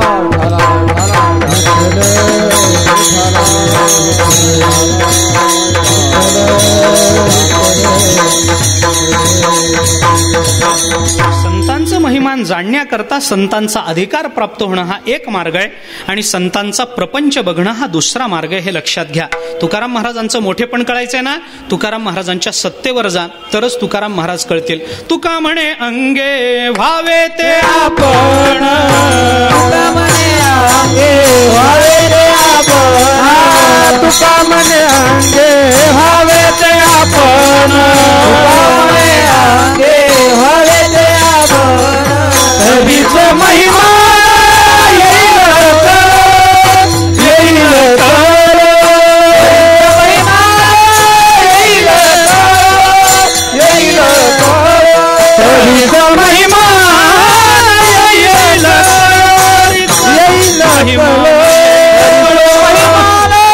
येईल येईल संतांचा महिमा तो बहुदुर्गम, संतांचा महिमा तो बहुदुर्गम, संतांचा महिमा तो बहुदुर्गम, संतांचा महिमा तो बहुदुर्गम. संतांचा महिमा तो बहुदुर्गम. शाब्दिकाचे काम नाही येथे. बहुदुधड जरी झाली म्हैस गाय तरी काय होईल कामधेनू. तुका म्हणे अंगे भावे ते आपण, तरीच महिमान येईल कळो. तुकाराम महाराज आपल्याला जी भूमिका सांगतात त्या भूमिकेचा विचार केला तर एकतर तुकाराम महाराजांच्या भूमिकेवर जाऊन तुकाराम महाराजांचं मोठेपण मान्य करा, नाहीतर तुकाराम महाराज प्रपंचात कसे वागतात याच्यावरून तुकाराम महाराजांचं मोठेपण कळतं. कारण प्रपंचात एक आणि परमार्थात एक वागणारी जी माणसं असतात ना, ना धडपती पारमार्थिक असतात ना धडती प्रापंचिक असतात. प्रपंचात इतकं चांगलं वागतील, पण प्रपंचात त्या परमार्थात इतकं चांगलं वागतील की परमार्थातून प्रपंचात गेले की हाच तो मनुष्य आहे काय अशी शंका यावी इतकं वाईट वागतील. असं होतं की नाही? परमार्थामध्ये माणसं अगदी सगळं सहन करतात. तुम्ही मला सांगा, आपण आळंदीहून पंढरपूरला चालत निघतो, कुठली सोय असते आपली? कुठली सोय असते? कुठली सोय नसते. वेळेवर जेवण नाही, वेळेवर चहा नाही, वेळेवर भाकरी नाही, बसायला झोपायला गादी नाही. तिथं पाऊस आला तर कसं तरी तंबूमध्ये बसून राहायचं. सगळं कपडे भिजून जातात, भिजलेलेच कपडे घालायचे. एका प्लॅस्टिकच्या आधारावर मनुष्य किती तग धरेल मला सांगा ना? फार काही नाही, 18 दिवस आपल्याला चालायचं असतं. पायाला फोड येतात, चप्पल तुटते, फोड आले तरी चालावंच लागतं, धाव्याला पळावंच लागतं, हे रिंगणामध्ये उडी मारावीच लागते, हे सगळंच करावं लागतं ना. मला सांगा, आता हीच परिस्थिती जर घरामध्ये निर्माण झाली, वेळेवर भाकरी मिळाली नाही, वेळेवर चहा मिळाला नाही, तर माणसं म्हणतात का माऊलीची कृपा आहे, जसं असेल तसं चालू द्या? चालतं का? असं चालत नाही. तिथं माऊलीची कृपा असते, पण घरात वेळेवर जर चहा भाकरी मिळाली नाही तर घरच्या माऊलीवर इतका राग असतो की ती माऊली बिचारी काय काय करेल, काही होत नाही. असं प्रपंचामध्ये माणसं रागावतात, परमार्थामध्ये शांत राहू शकतील, पण प्रपंचामध्ये जर राहत नसतील तर त्यांची पारमार्थिक शांती खरी आहे असं आपल्याला म्हणता येणार नाही. परमार्थामध्ये प्राप्त झालेले गुण यांची अभिव्यक्ती जर प्रपंचामध्ये होत नसेल तर तो परमार्थिक गुणही खरा नाही आणि त्यांचा प्रापंचिक विचारही खरा नाही, हे आपल्याला मान्य करावं लागतं. म्हणून या 3 भूमिका आपण लक्षात घेतल्या पाहिजेत. एक प्रापंचिक भूमिका आहे, एक प्रापंचिक पारमार्थिक भूमिका आहे आणि एक पारमार्थिक भूमिका आहे. याच्यातल्या पहिल्या 2 चरणामध्ये तुकाराम महाराजांनी ज्या गुणांची अपेक्षा स्वतःच्या जीवनाकडून व्यक्त केली त्या दोन्ही गुणांचा विचार करताना ते प्रापंचिक पारमार्थिक गुण आहेत आणि नंतरच्या 2 चरणामध्ये तुकाराम महाराजांनी स्वतःच्या जीवनाकडून ज्या अपेक्षा व्यक्त केल्या त्या केवळ पारमार्थिक अशा स्वरूपाच्या आहेत. समता आणि विश्वास हा आपल्याला समाजात आल्याशिवाय सिद्ध करता येत नाही आणि निर्द्वंद्वता आणि अभेद स्वरूपता या एकांतात गेल्याशिवाय सिद्ध करता येत नाहीत. विठ्ठला विठ्ठला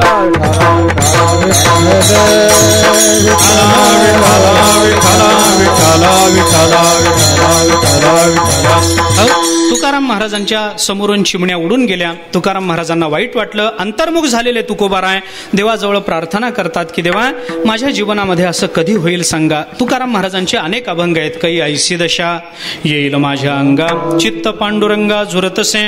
तुकाराम महाराज देवाला प्रार्थना करतात, कधी होईल मला सांगा, काय मी उद्धार पावेन, काय कृपा करील नारायण. ऐसे तुम्ही सांगा संतजन, करा समाधान चित्त माझे, पुसावेसे हेची वाटे, जे जे भेटे तयासी देव कृपा करील मज, काय लाज राखील. तुकोबाराय प्रार्थना करतात, अंतर्मुख होतात, चिंतन करतात आणि त्या चिंतनातून तुकाराम महाराजांनी अपेक्षा व्यक्त केली, अशी अवस्था माझ्या जीवनामध्ये कधी निर्माण होईल. एका अवस्थेचं चिंतन तुकाराम महाराज करतात, ती पारमार्थिक अवस्था आहे आणि त्या अवस्थेचं चिंतन करताना पहिल्यांदा तुकाराम महाराजांना ज्या अवस्थेची अपेक्षा आहे ती अवस्था आहे समता. या समतेचा विचार आपल्याला थोडासा केला पाहिजे. तुकाराम महाराज स्वतःच्या जीवनामध्ये एका समत्वाची अपेक्षा करतात. का अपेक्षा करतात? कारण माणसाचं समत्व सिद्ध झालं की त्याचा परमार्थ कडेला गेला. विठ्ठला विठ्ठला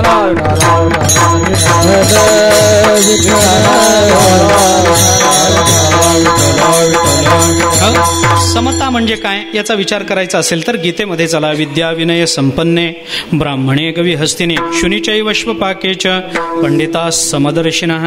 आपल्याला गीता सांगते हे पंडितः समदर्शिनः पंडितः, तो समदर्शी असतो तोच पंडित आहे हे लक्षात घ्या. पंडानाम आत्मविषया बुद्धी येशाम ते पंडितः असं चिंतन आपल्याला भाष्यामध्ये पाहायला सापडतं. पंडा म्हणजे आत्मस्वरूपाची बुद्धी, आत्मविषयक जी बुद्धी तिला पंडा असं म्हणतात आणि अशी बुद्धी ज्याच्या जवळ आहे त्याला पंडित असं म्हणतात. आता हे जर चिंतन लक्षात घेतलं तर आत्मविषयक बुद्धी प्राप्त झाल्याशिवाय समदर्शी होता येत नाही असा त्याचा सरळ अर्थ होतो. मग आत्मस्वरूपाची बुद्धी आल्याशिवाय जर पंडित होता येत नसेल तर तुकाराम महाराजांना समदर्शी व्हायचंय, याचा अर्थ आत्मस्वरूपाला बघण्याची तुकाराम महाराजांना दृष्टी हवी आहे असं पारमार्थिक चिंतन आपल्याला करता येतं. तो विषय पुन्हा स्वतंत्र किचकट होणार आहे म्हणून तिकडे जात नाही. तुकाराम महाराज समतेची अपेक्षा करतात. आता समतेचा विचार तुकाराम महाराज करतात. मी मुद्दाम आपल्याला सांगू इच्छितो बरं का की तुकाराम महाराजांची समता हीच खरी समता आहे. आज समतेचा जो उद्घोष चाललाय तो समतेच्या नावाने चाललेला दंभ आहे. विठ्ठला विठ्ठला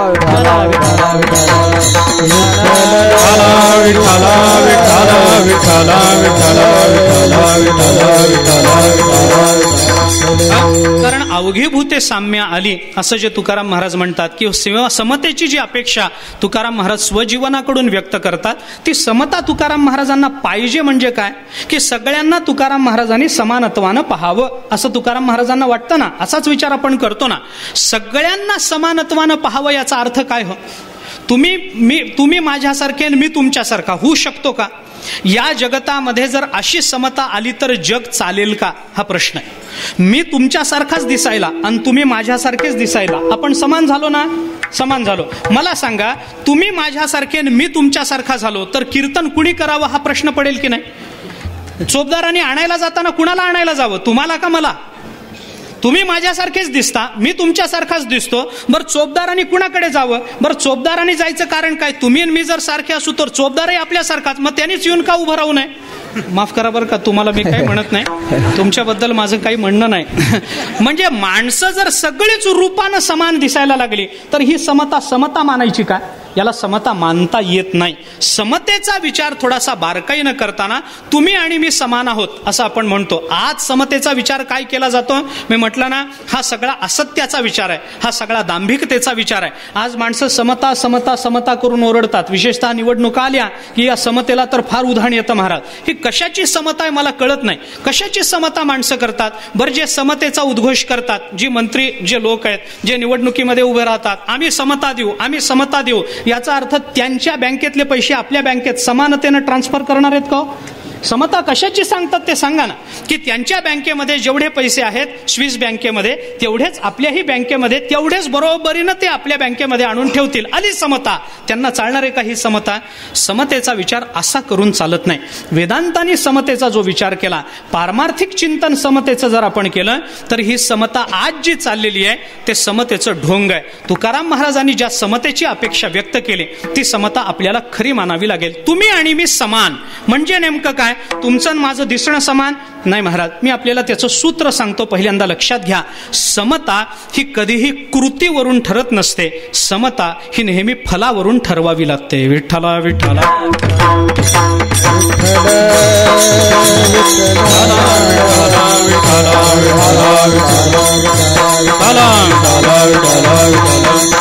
आणि जगतामध्ये जर सगळेच समान झाले तर जग चालेल का मला सांगा? सगळे समान अधिकाराचे, सगळे दिसायला समान, सगळ्यांकडे पैसे समान, सगळे. आता हे सगळं सांगत बसलं तर फार वेळ जाईल आपल्याला. याला समता म्हणायचं का? ही समता नाही. अशी समता जगतामध्ये अपेक्षित नाही. आणि असं जर असेल तर जग चालणार नाही. जगतामध्ये विषमता राहणारच आहे, हे आपण लक्षात घेतलं पाहिजे. अशी समता निर्माण करता येत नाही, अशी विषमता नष्ट करता येत नसते, हे लक्षात घ्या. सगळेच समान. मै भी राणी, तू भी राणी, पाय धुवायला कोण देईल पाणी सांगा ना?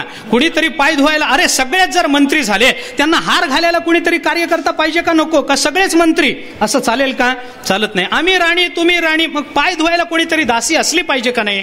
कुणीतरी उंच नीचाचा भाव असला पाहिजे की नाही? जगतामध्ये असतो, असणार आहे. आणि ही समता नसणं हेच जगताचं खरं स्वरूप आहे. विठ्ठला विठ्ठला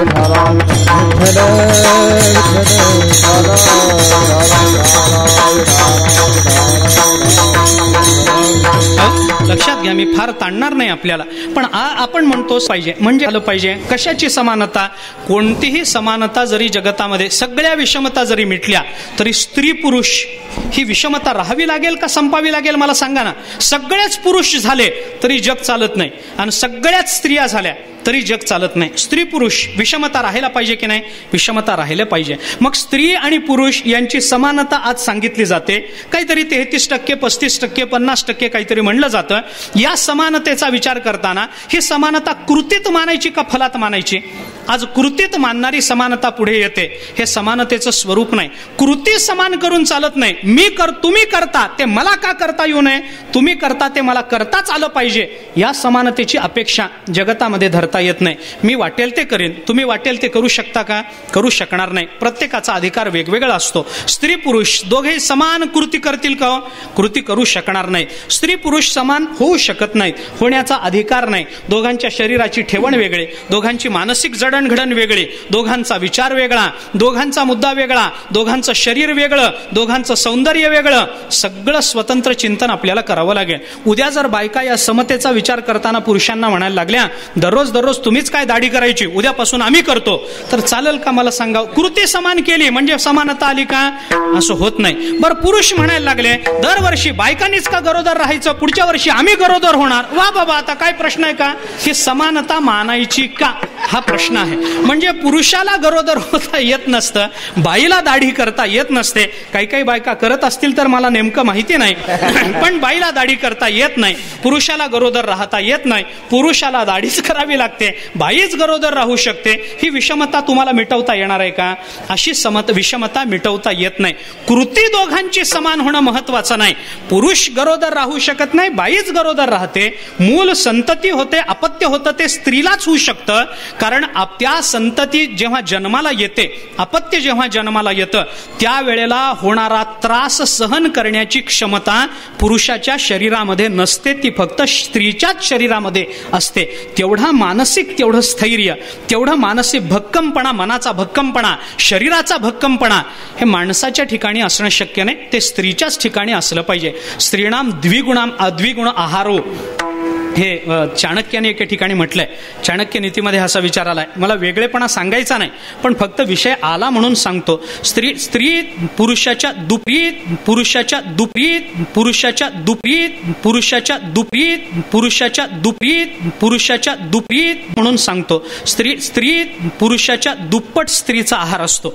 बरं का, पुरुष जेवताना दिसतो, स्त्री जेवताना दिसत नाही, पण आहाराचा विचार केला तर स्त्री पुरुषापेक्षा दुप्पट जेवते, तिचा आहार जास्त असतो.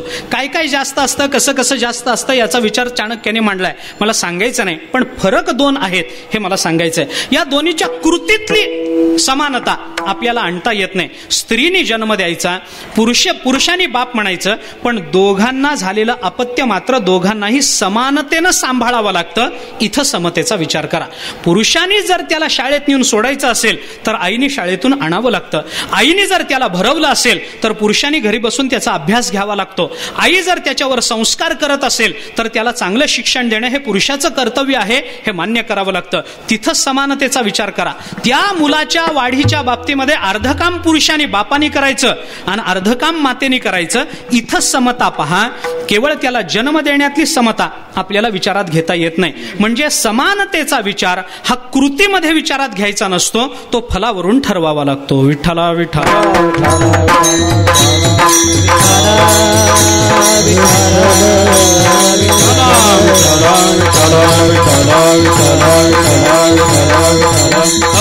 म्हणून आपल्याकडे तर पुष्कळ विषमता आहे. भारत देश तर विषमतेने भरलेला आहे, मान्य आहे मला. पण या विषमतेकडे बघताना जर स्वतंत्र विचारधारेने पाहिलं तर ही विषमता हेच या संस्कृतीचं वैभव आहे, हेही आपल्याला स्वीकारता येऊ शकतं. हा दोष नाही संस्कृतीचा, हे वैभव आहे. तुम्ही पहा ना, आपल्या वेदांताच्या चिंतनामध्ये अद्वैत मत आहे, एक विचार प्रवाह अद्वैताचा आहे, एक द्वैताचा आहे, एक विशिष्टाद्वैताचा आहे, एक द्वैताद्वैताचा आहे. वेगवेगळे प्रवाह या संस्कृतीमध्ये आहेत ना.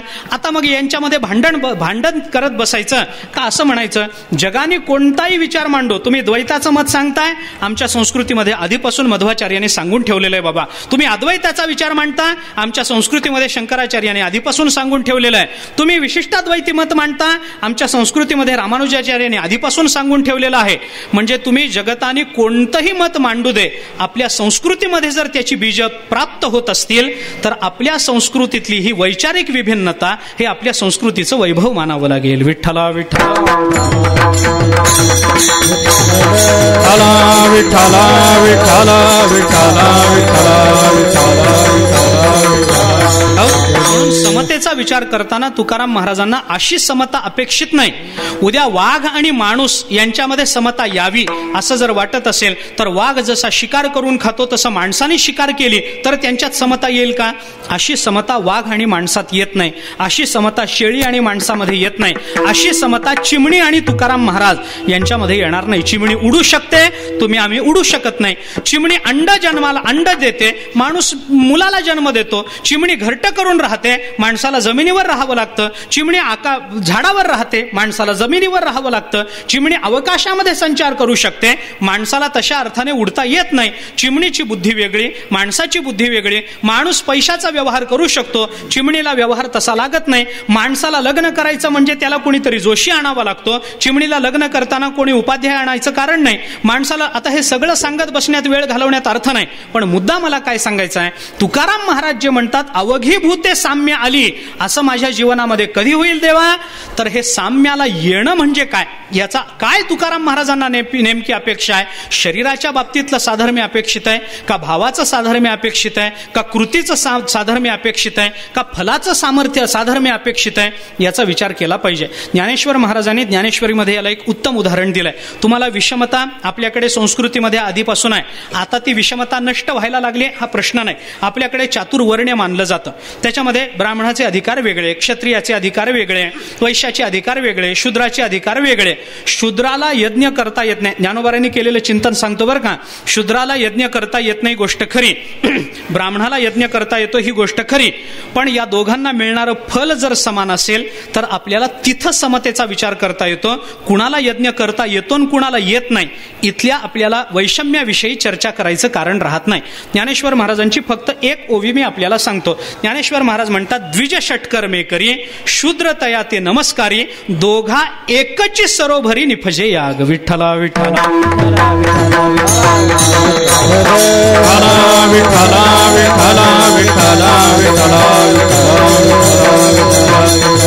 लक्षात घ्या, मला काय ज्ञानोबारांना काय म्हणायचं हे लक्षात घ्या. ब्राह्मण यज्ञ करून आला, यज्ञ करून आल्यानंतर तो यज्ञ करून बाहेर पडताना जर एखाद्या शूद्राने त्या ब्राह्मणाला नमस्कार केला तर ज्ञानोबाराय म्हणतात, ब्राह्मणाला यज्ञ करून जे फल मिळतं ते नुसत्या नमस्काराने शूद्राला मिळत असतं. फलाची समानता आली का नाही एवढा विचार करा. त्याने ते केलं म्हणून मलाही तेच केलं पाहिजे अशी कृतीतली समानता कधीही परमार्थिक विचाराला अपेक्षित नाही, हे लक्षात घ्या. बाकीचा विषय मला संवेदनशील आहे, त्याला हातही घालायचा नाही, तिकडे जायचंही नाही. मुद्दा काय आहे, कृतीची समानता ही अपेक्षित नाही, फलाची समानता अपेक्षित आहे. तुकाराम महाराजांना त्या समतेचं चिंतन करायचं आहे. विद्या विनय संपन्ने ब्राह्मणे गवी हस्तिने शुनिचैव श्वपाकेच पंडिता समदर्शिनः.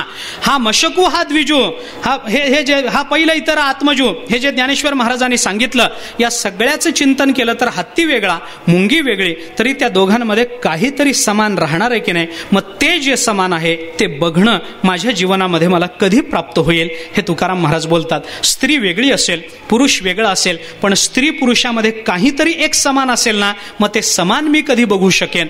ते समान ज्याला कळलं त्याला समता प्राप्त झाली. विठ्ठला विठ्ठला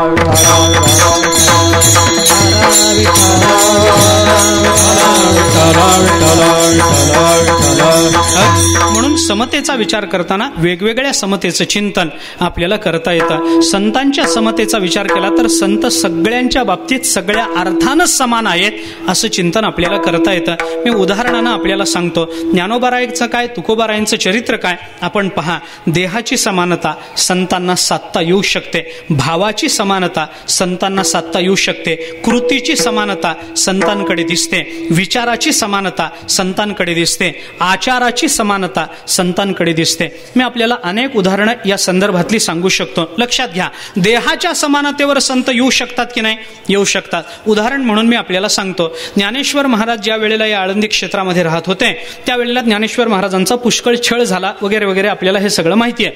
मग ज्ञानेश्वर महाराज ज्या वेळेला ज्ञानेश्वर महाराजांची थट्टा झाली, ज्ञानेश्वर महाराज शुद्धीपत्र मागायला गेले, त्यावेळेला ज्ञानोबारांची निंदा नालस्ती झाली वगैरे वगैरे, या सगळ्या गोष्टी आपल्याला माहिती आहेत. मग ज्ञानेश्वर महाराज त्या ब्राह्मणांबरोबर चर्चा करत असताना त्याने ज्ञानेश्वर महाराजांना विचारलं, नाव काय रे तुझं? ज्ञानेश्वर महाराजांनी सांगितलं, माझं नाव ज्ञानेश्वर आहे, मला माझे दादा आई वडील ज्ञाना अशी हाक मारतात. असं सांगितल्यानंतर तिथून एक रेडा चालला होता, त्याचा मालक त्या रेड्याला घेऊन चालला होता. त्यांच्यापैकी एका ब्राह्मणाने सांगितलं, अरे या रेड्याचं नाव ज्ञाने आहे, मग हान तू एक आहेत का? असं म्हणल्यानंतर ज्ञानेश्वर महाराज म्हणाले, हो म्हणे, आम्ही एक आहोत. ज्ञानदेव म्हणे तोही माझा आत्मा. ज्ञानेश्वर महाराज म्हणतात बरोबर आहे, तो माझा आत्मा आहे. मग त्या रेड्याच्या पाठीवर त्या लोकांनी चाबकाचे फटकारे मारले. ते वळ आपल्याला कुठं दिसले? ते ज्ञानोबारायांच्या पाठीवर दिसले ना. रेड्याच्या पाठीवर मारलेला असूड, त्याचे वळ जर ज्ञानेश्वर महाराजांच्या पाठीवर दिसतात तर ज्ञानेश्वर महाराज रेड्याच्या देह साम्याला आले असं आपल्याला म्हणायला काय जातं मला सांगा. म्हणून ज्ञानेश्वर महाराजांचं बोलणं आपण बारकाईनं पहा. ज्ञानदेव म्हणे तोही माझा आत्मा. ज्ञानेश्वर महाराज असं म्हणत नाही की त्या रेड्याचा आत्मा आणि माझा आत्मा एक आहे असं म्हणणं नाही. तोही माझा आत्मा, तो सुद्धा माझा आत्मा आहे. या दृष्टीने विचार केला तर रेडा आणि मी हे दोघे वेगळे नाही आहोत. इथं देहाचं साम्यत्व आपल्याला पाहता येतं. विठ्ठला विठ्ठला.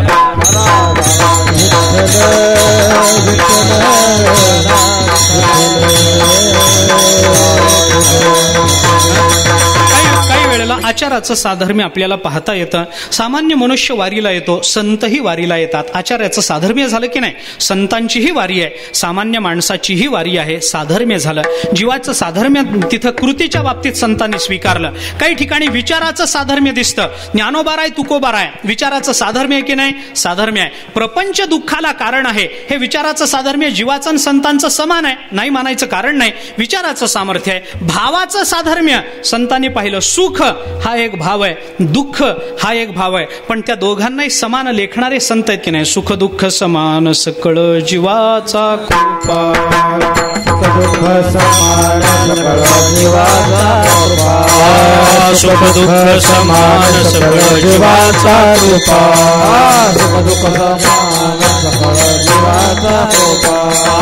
ज्ञानाचा निजबोध भक्ती प्रेमाचा कल्लोळ. धन्य जगी तोची एक हरिरंगी नाचे. धन्य जगी तोची एक हरिरंगी नाचे. ज्ञानाचा उद्बोध भक्ती प्रेमाचा कल्लोळा. धन्य जगी तोची एक हरिरंगी नाचे. धन्य जगी तोची एक हरिरंगी नाचे. सुख दुःख समान सकळ जीवाचा कृपाळ. सुख दुःख समान एवढंच मला तोडायचं आहे. सुख आणि दुःख यांना समानतेनं लेखणारे संत महात्मे आहेत की नाही? इथं भावाचं साधर्म्य आपण पहा. ज्ञानेश्वर महाराज तुकाराम महाराजांच्या जीवनामध्ये निर्माण झालेलं सुख आणि ज्ञानेश्वर महाराज तुकाराम महाराजांच्या जीवनामध्ये निर्माण झालेलं दुःख, या संतांनी दोन्हींना वेगवेगळं मानलं का महाराज? वेगवेगळं मानलं नाही. सुख दुःखे समे कृत्वा लाभा लाभौ जया जयो ततो युद्धाय युज्यस्व नैवं पापमवाप्स्यसि. भगवान दुसऱ्या अध्यायामध्ये अर्जुनाला उपदेश करतात की अर्जुना सुख दुःख समान कर बाबा. सुख दुःखे समे कृत्वा लाभा लाभौ समौ कृत्वा जया जयौ समौ कृत्वा. हे भगवान बोलतात. ज्ञानेश्वर महाराजांनी काय चिंतन केलं? समतेचा विचार नक्की कुठं सुरू होतो याचा विचार ज्ञानोबाराय आपल्याला सांगतात. ऐका ज्ञानेश्वर महाराजांची खालची पहिलीच ओवी, या श्लोकाच्या खालच्या पहिल्या ओवीमध्ये ज्ञानेश्वर महाराज बोलतात काय आहे? सुखी संतोषान यावे, दुःखी विषादा न भजावे आणि लाभालाभही न धरावे. कुठे? मनामाजी. ज्ञानेश्वर महाराजांचं बोलणं आहे. मनामध्ये सुख दुःख समान करायचं. कुठं? मनामध्ये. लाभालाभ समान करायचे. कुठं? मनामध्ये. जय पराजय समान करायचे. कुठं? मनामध्ये. जर ते मनात समान होत नसतील तर बाहेर समान दिसत असले तरी चुकीचे आहेत, आणि जर ते मनात समान होत असतील आणि बाहेर वेगळं दिसत असलं तरी ते समान आहेत. विठ्ठला विठ्ठला.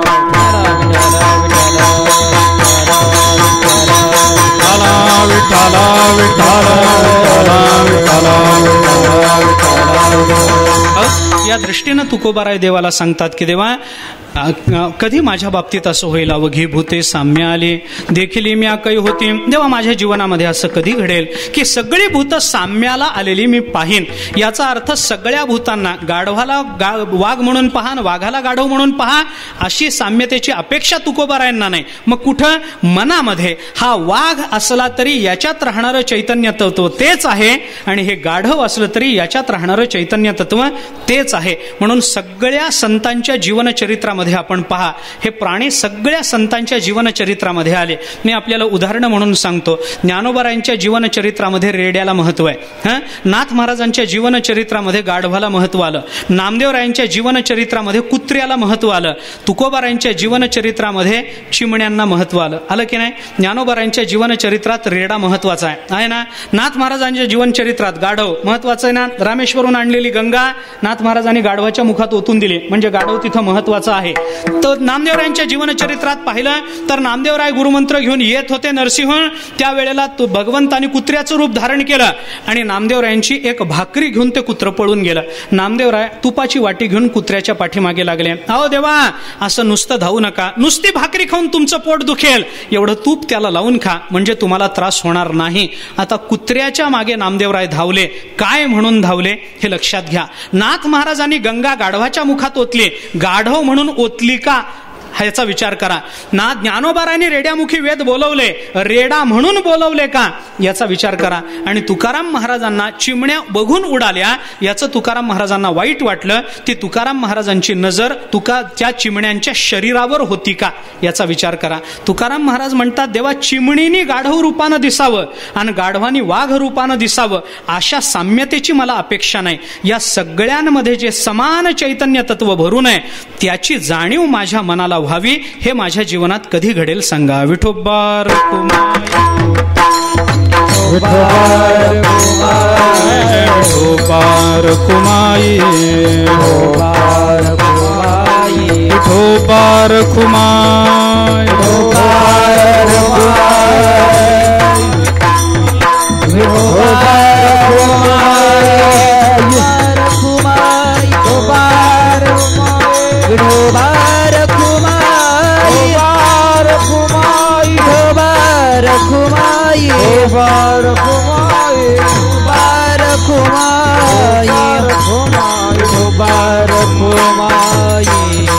जय जय विठोबार कुमाई, विठोबार कुमाई, विठोबार कुमाई, विठोबार कुमाई, विठोबार कुमाई, विठोबार कुमाई,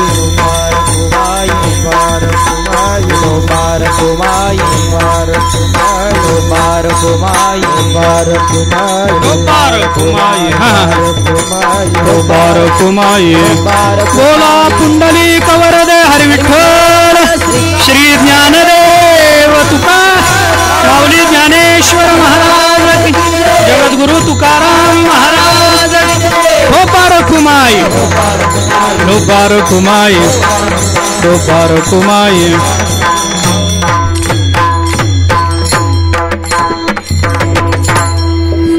अवघीभूते साम्य आली, देखिली म्या काही होती, विश्वास तो खरा मग पांडुरंग कृपेचा.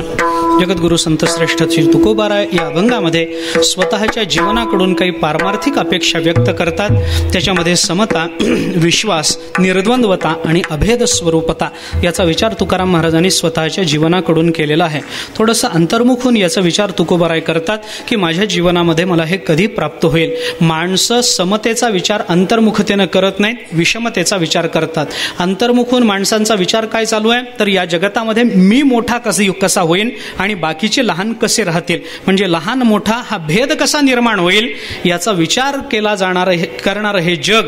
या जगामध्ये येऊन तुकाराम महाराज अंतर्मुख होऊन समान कधी होईल याचा विचार करतात. जिथं माझ्यावर सगळ्यांनी विश्वास दाखवावा पण मी कुणावरही विश्वास दाखवणार नाही इतका मी सुज्ञ आहे असा विचार करणाऱ्या या जगामध्ये तुकाराम महाराजांनी विश्वासाचा अंतर्मुख होऊन विचार केला आहे. या जगतामध्ये द्वंद्व वाढावं असा विचार केला जाणाऱ्या या जगामध्ये तुकाराम महाराजांनी निर्द्वंद्वतेचा विचार केला आणि या जगतामध्ये जिथे सगळीकडे भेद पाहिला जातो तिथं तुकाराम महाराजांनी अभेदाचा विचार केलेला आहे, हे लक्षात घ्या. तुकाराम महाराजांनी या चारही गुणांची अपेक्षा स्वतःच्या जीवनाकडून केलेली आहे. कारण का चिंतन असं आहे महाराज, समता, विश्वास, निर्द्वंद्वता आणि अभेद स्वरूपता हे बाहेरून येणारं नाही, हे आपल्या आतच आहे. फक्त त्याचा शोध घेता आला पाहिजे. समता बाहेरून निर्माण होत नाही, कारण ज्या मनामध्ये समता निर्माण व्हायची ते मन बाहेरून येणार आहे का? नाही, ते मन आधीपासून तयार आहे. विश्वासाचा विचार करा, हा विश्वास बाहेरून येणार आहे का? नाही, आपल्याच मनामध्ये निर्माण होणार आहे. निर्द्वंद्व अवस्था बाहेरून येणार आहे? नाही, हे सगळं आपल्याच आत आहे. म्हणून तुकाराम महाराज स्वजीवनाकडून याची अपेक्षा करतात. थोडंसं अंतर्मुख होऊन माणसाने कधीतरी याचा विचार केला पाहिजे. साधकाने, विशेषतः साधकाने कधीतरी अंतर्मुख झालं पाहिजे. तुम्ही चिंतन करून पहा, सगळे संत महात्मे असे अंतर्मुख झालेले आपल्याला पाहायला सापडतात. ज्ञानोबाराय अंतर्मुख झाले म्हणून तर ताटी लावून आत बसले. नाथ महाराज अंतर्मुख झाले म्हणून शूलभंजन पर्वतावर गेले. तुकोबाराय अंतर्मुख झाले म्हणून तर गुहेमध्ये जाऊन बसले. 15 दिवस कुणाला सापडले नाहीत. तुकाराम महाराजांना भगवंताचा साक्षात्कार झाला, अंतर्मुख झाले म्हणून. सर्व संतांचं चिंतन आपण करून पहा, ते सगळे संत एकांतवासामध्ये गेले, अंतर्मुख झाले. नाहीतर ज्ञानेश्वर महाराज कशाला विचार करायला ताटी लावून बसले असतील? काही विचार करायचं कारण नाही. ज्ञानेश्वर महाराजांचा गावातल्या लोकांनी अपमान केला, ज्ञानेश्वर महाराजांना वाईट वाटलं, ज्ञानेश्वर महाराज घरात आले, ताटी लावून घेतले, विचार करायला लागले. आपण समाजाच्या संबंधाने काय कार्य करतो आहोत आणि समाजाची त्या कार्याच्या संबंधाने प्रतिक्रिया काय उमटते आहे, याचा विचार ज्ञानेश्वर महाराजांनी आत बसून केला. हे ज्ञानेश्वर महाराजांचं आत्मचिंतन होतं. स्वतःच्या कार्याच्या संबंधाने काय आपल्याला बदल करावा लागेल, काय दोष निर्माण झालेला आहे, याचं चिंतन ज्ञानेश्वर महाराजांनी केलं. लोक म्हणतात ज्ञानेश्वर महाराजांना वाईट वाटलं, लोक आपल्याला एवढं छळतात, आपण लोकांकरता एवढा त्रास सहन करतो, लोक आपल्याला इतका त्रास देतात, कशाला लोकांकरता आपण झटायचं, म्हणून ज्ञानेश्वर महाराज दार लावून बसले. असं नाही महाराज. काय आहे, प्रबोधनकारांनी कधीतरी हा विचार केला पाहिजे की आपण काय करतो आहोत आणि समाजावर त्याचे परिणाम काय होत आहेत, याचा विचार कधीतरी केला पाहिजे. मी कीर्तन रात्रंदिवस मी कीर्तन करतोय, पण माझ्या कीर्तन ऐकण्यातून एकाही माणसाची तंबाखू सुटत नसेल तर माझ्या कीर्तनाला काय अर्थ आहे मला सांगाल? काही नाही. मी पारमार्थिक विचार तर करत नाही, त्याच्यातून मोक्ष मिळेल कुणाला न मिळेल मला विचार करायचं कारण नाही. माझ्या कीर्तनाला आल्यानंतर श्रोत्यांना मोक्ष मिळेल का नाही, मी काय मलाच मिळाला नाही, मी लोकांचा कसा विचार करू? मिळत नाही. मी तेवढ्या पुढेपर्यंत जाणार नाही. पण मी केलेल्या चिंतनाचा, समतेचा परिणाम आपण जर दुसऱ्या माणसाशी त्या समत्वानं वागत नसू तर आजचं कीर्तन वाया गेलं असं म्हणावं लागेल की नाही? मग हा दोष तुमचा का माझा? मी विचार करताना हा दोष माझा आहे असं मला मान्य करावं लागतं. कारण का, मी तुम्हाला चांगल्या पद्धतीनं समजावून सांगू शकलो नाही समता म्हणजे काय, म्हणून तुमच्या कृतीतून ती प्रकट झाली नाही. म्हणजे दोष कोणाचा? माझा दोष आहे. तुम्ही माना हलवू नका. तुम्ही हा विचार केला पाहिजे की हे एवढा आरडाओरडा करतात आणि आपल्यात बदल होत नसेल तर आपल्यात दोष आहे, हा विचार तुम्ही केला पाहिजे. आणि हा दोष माझा आहे हा विचार मी केला पाहिजे, तर परिणाम घडतो.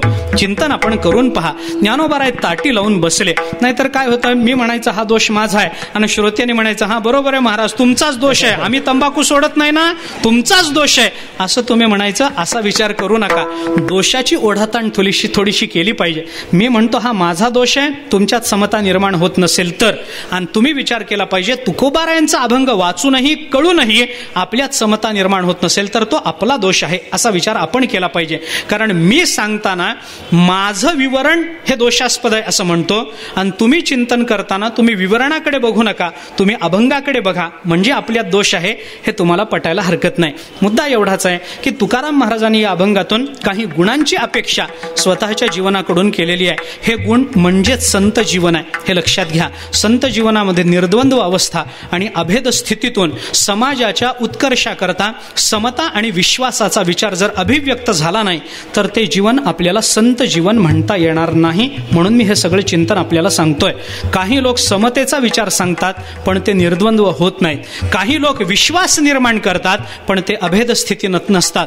काही लोक अभेद स्थितीत जातात पण समता सांगू शकत नाहीत. काही लोक निर्द्वंद्व अवस्थेत जातात पण दुर्दैवाने ते समाजामध्ये विश्वास निर्माण करू शकत नाहीत. हे लक्षात घ्या. आपण नेहमी सांगतो की आजही हिमालयाच्या कपारीमध्ये एखादा कोणीतरी महात्मा समतेला काय त्या निर्द्वंद्व अवस्थेला प्राप्त झालाही असेल पण तो आपलं कल्याण करेल असा विश्वास आपल्याला त्याच्याबद्दल निर्माण होईल का? होणार नाही. हिमालयाच्या एखाद्या कपारीमध्ये एखादा महात्मा आजही अभेद स्थितीला प्राप्त झाला असेल पण तो त्याच्या अभेद स्थितीचा आपल्या समतेकरता काही उपयोग होणार आहे का? होणार नाही. याकरता समता म्हणून आपण थोडासा विचार केला पाहिजे. समता तर दिसावी, अभेद तर असावा, पण कर्म तर चांगलं घडावं असा विचार जर झाला तरच आपल्याला ते संत जीवन म्हणता येईल. नाहीतर सगळेच समान आहेत. कुणाला उपदेश करायचा? कोण अज्ञानात पडलेलं आहे? या जगात काही अज्ञान नाही, या जगतामध्ये कोणी अज्ञानी नाही, असा समतेचा विचार चालत नाही. समतेचा विचार म्हणजे मला जो आनंद मिळाला तो जगाला मिळाला पाहिजे, हा समतेचा विचार आहे. ज्ञानोबराय बोलतात, तैसा वाग्विलास विस्तारू गीतार्थेसे विश्वभरू आनंदाचे आवारू मांडू जगा. ज्ञानोबरायांची भाषा आहे. ज्ञानेश्वर महाराज म्हणतात, म्हणून ज्ञानदेवो म्हणे अनुभवामृते येणे सणुभोगी जे सणे विश्वाचेने. संपूर्ण विश्वाचा विचार ज्ञानोबराय करतात. तुकोबराय देखील तोच विचार आपल्याला सांगतात. तुकोबरायांचं चिंतन आपण लक्षात घेतलं तर आपल्याला हे लक्षात येईल. तुकाराम महाराज म्हणतात, सेवितो हा रस वाटितो आणि का. तुकाराम महाराजांची किती प्रमाण मी आपल्याला सांगू. तुकाराम महाराज बोलतात, तुका म्हणे खातो आनंदाचे लाडू, घ्या रे चरफडू नका तुम्ही घ्या, मीही खातो आहे. मी खातो आहे ते तुम्हाला मिळालं पाहिजे, मी जो आनंद भोगतो आहे तो तुम्हाला मिळाला पाहिजे. इथं समतेचा विचार आपल्याला करता येऊ शकतो. तुकाराम महाराज म्हणतात, अशी समता माझ्या जीवनामध्ये कधी प्राप्त होईल? जर माझ्या जीवनामध्ये प्राप्त झाली तरच पांडुरंगावर माझा विश्वास बसेल. विश्वास तो खरा मग पांडुरंग कृपेचा. तरच पांडुरंगाची कृपा झाली असं आपल्याला म्हणता येतं. भगवत कृपा या जगतामध्ये सर्वांवर आहे, कुणावर नाही असं नाही. तुमच्या माझ्यावर भगवत कृपा नाही का? भगवत कृपा आहे म्हणूनच काल आपण राहिलो आणि आजचा दिवस आपण पाहिला. देवाची कृपा नसती तर आजचा दिवस आपण पाहिला नसता, आणि देवाची कृपा नसेल तर उद्याचा दिवस आपण पाहू शकणार नाही, हे लक्षात घ्या. भगवान सगळ्यांवर काही बाबतीत समान कृपा करतात. सगळ्यांचा विचार आहे की नाही देवाच्या ह्याच्या चिंतनामध्ये? सगळ्यांचा विचार आहे. भगवान सगळ्यांना समान अन्न देतात की नाही? सगळ्यांना अन्न देण्याच्या बाबतीत भगवंताची कृपा आपल्याला मान्य केली पाहिजे. सगळ्यांना समानतेनं परमात्मा अन्न देतो, पण भगवंताची विशेष कृपा काय असते याचा विचार केला पाहिजे. समता माझ्या जीवनामध्ये निर्माण झाली की नाही हे कशावरून कळणार? भगवंताची कृपा माझ्या जीवनावर आहे, मला मान्य आहे, पण झाली हे कशावरून ओळखायचं? माझ्या जीवनामध्ये जर समता आली तर भगवत कृपा झाली असं ओळखायचं. म्हणजे समतेवरून कृपेकडे जावं लागतं, कृपेवरून समतेकडे येता येत नाही. कारण का? तुकाराम महाराजांनी वापरलेले शब्द काय? विश्वास तो खरा मग मी याच्यावर विश्वास ठेवेन की ही पांडुरंगाची कृपा आहे. मग म्हणजे कधी? मग हा शब्द क्रम दाखवणारा शब्द आहे, बरोबर? मग या शब्दाने क्रम दिसतो. तुम्ही माझ्याकडे या, मग आपण कीर्तनाला जाऊ, असं जर मी म्हणलं तर त्याच्यात क्रम काय लागला? तुम्ही माझ्याकडे येणं हे पहिल्या क्रमानं आलं आणि आपण कीर्तनाला जाणं हे दुसऱ्या क्रमावर गेलं, बरोबर? मग हा शब्द आला की त्याच्याने क्रम लागला जातो. विश्वास तो खरा मग पांडुरंग कृपेचा. मग माझा विश्वास बसेल की ही पांडुरंगाची कृपा आहे. कधी बसेल? जर माझ्या जीवनामध्ये मी साम्य बघू शकलो तर. मग म्हणजे साम्य निर्माण होणं हे पहिल्यांदा आहे आणि देवाच्या कृपेवर विश्वास बसणं हे नंतर आहे. न्यायशास्त्राचा विचार केला तर याला थोडंसं वेगळं चिंतन आपल्याला या संदर्भामध्ये करता येतं. नैयायिकांनी या संबंधामध्ये चिंतन करताना असं सांगितलंय, काय आहे, काही वेळेला कारणावरून कार्याचं अनुमान करावं लागतं आणि काही वेळेला कार्यावरून कारणाचं अनुमान करावं लागतं. काय? 3 प्रकारानं नैयायिकाने अनुमानाचा विचार केलेला आहे. पूर्ववत, शेषवत आणि सामान्यतोदृष्ट अशी 3 प्रकारची अनुमान आहेत. पूर्ववत अनुमान म्हणजे काय असतं? कार्य असतं ते उत्तर असतं. पूर्ववत अनुमान म्हणजे कारणावरून केलेलं कार्याचं अनुमान. यत् कारणात कार्यम अनुमीयते तत्पूर्ववत, यत् कार्यात कारणम अनुमीयते तत् शेषवत. अशा पद्धतीचं चिंतन नैयायिकाने मांडलेलं आहे. काही वेळेला कारणावरून कार्याचं अनुमान करावं लागतं. ढग दाटून आलेत, काळा काळा काळा आकाश झालंय, वारा अजिबात वाहत नाही, हवेमध्ये उकाडा आहे. मनुष्य काय अनुमान करतो? की बाबा पाऊस पडेल. कशावरून केलं? पावसाचं कारण जे ढग ते आलेले आहेत, म्हणजे कारण उपलब्ध झालं, त्याच्यावरून आता हे कार्य घडेल हे अनुमान झालं. याला पूर्ववत अनुमान म्हणतात. काही वेळेला शेषवत अनुमान करावं लागतं, म्हणजे कार्य सिद्ध होतं, कारणाची संगती लागत नाही, पण कारणाचं अनुमान करावं लागतं. उदाहरण म्हणून सांगतो, पाऊस अजिबात पडला नाही पण गावातल्या नदीला पूर आला. आपल्या गावात पाऊस पडला नाही, पण गावातल्या नदीला पूर आला. मग काय म्हणावं लागतं याला? माणूस अनुमान काय करतो? आपल्या गावात जरी पाऊस पडला नाही तर वर कुठंतरी पाऊस पडला असायला पाहिजे की त्या पावसाचं पाणी गावात शिरलं. म्हणजे आपल्याकडे पाऊस नसताना सुद्धा कार्य काय घडलं? नदीला पूर आला, हे कार्य आहे. त्या कार्यावरून कारणाचं अनुमान करावं लागतं की कुठंतरी पाऊस पडलेला असला पाहिजे. अनुमान झालं की नाही? कार्यावरून कारणाचं अनुमान आहे. तसं प्राप्त झालेल्या समतेवरून भगवत कृपेचं अनुमान तुकाराम महाराज करतात. विश्वास तो खरा मग पांडुरंग कृपेचा. माझ्या जीवनामध्ये प्राप्त झालेली समता हे कृपेचं कार्य आहे आणि माझ्या जीवनामध्ये प्राप्त होणाऱ्या समतेचं कारण आहे भगवत कृपा. भगवत कृपा झाली तरच समता निर्माण होणार आहे. तर भगवत कृपा म्हणजे कारण आहे आणि समता म्हणजे त्याचं कार्य असेल तर या समतेवरून मी अनुमान करतो की माझ्यावर भगवत कृपा झालेली आहे. सर्वांवर भगवत कृपा आहे नाही असं नाही. तुम्हाला आम्हाला रोज अन्न मिळतं, आपण ती कृपा ओळखत नाही हा भाग वेगळा, आपल्याला त्या कृपेची जाणीव नाही हा भाग वेगळा. पण जगतामध्ये सर्वांवर भगवंताची कृपा आहे. त्या कृपेमध्ये वेगवेगळे प्रकार आहेत. भक्तिशास्त्रांनी 21 प्रकारची कृपा आपल्याला भक्तिशास्त्रामध्ये सांगितलेली आहे. वेगवेगळ्या प्रकारच्या कृपा आहेत. अनुरोधिनी कृपा वेगळी आहे, प्रबोधिनी कृपा वेगळी, प्रणयिनी कृपा वेगळी. वेगवेगळ्या कृपेचं चिंतन भक्तिशास्त्राने केलेलं आहे. भगवान सगळ्यांना जन्मजात काही ज्ञान देतो की नाही? अरे जन्माला आलेलं बालक, नुकतं जन्माला आलेलं बालक, आई त्याला आपल्या जवळ घेते आणि त्याला स्तनपान करवते. आता ते स्तन त्याच्या मुखामध्ये गेल्यानंतर हे दूध ओढायचं असतं. हे बालकाला कुणी शिकवलं मला सांगा? याला काही कुठं जाऊन तुम्हाला काही त्याचं घ्यावं लागतं काय? ट्रेनिंग घ्यावं लागतं काय? त्याचं काही ट्रेनिंग नाही. त्याला काही विचार करावा लागतो का? बालकाला शिकवावं लागतं का? आत ओढ बाबा, आत ओढ म्हणावं लागतं. बरं बालकाला ते कळतं का? नुकत्या जन्माला आलेल्या तरी बालक ते दूध आतच ओढतं. हे काय कुठून कळलं त्याला? याला भगवंताची प्रबोधिनी कृपा असं म्हणतात. भगवंतानी त्याला प्रबोधन केलंय की जन्माला घालण्याच्या पूर्वी भगवंताची त्याच्यावर कृपा आहे. हे आपल्याला मान्य करावं लागतं. लक्षात घ्या, चिंतन करून पहा. आपण एखादं बी पेरतो, त्या बीजाची मुळं पाण्याच्याच दिशेनं पुढे जातात ना? झाडाची मुळं पाण्याच्या दिशेनं जातात ना? त्या मुळांना कुणी सांगितलंय अमक्या दिशेनं पाणी आहे म्हणून त्याच दिशेनं पुढे का गेली?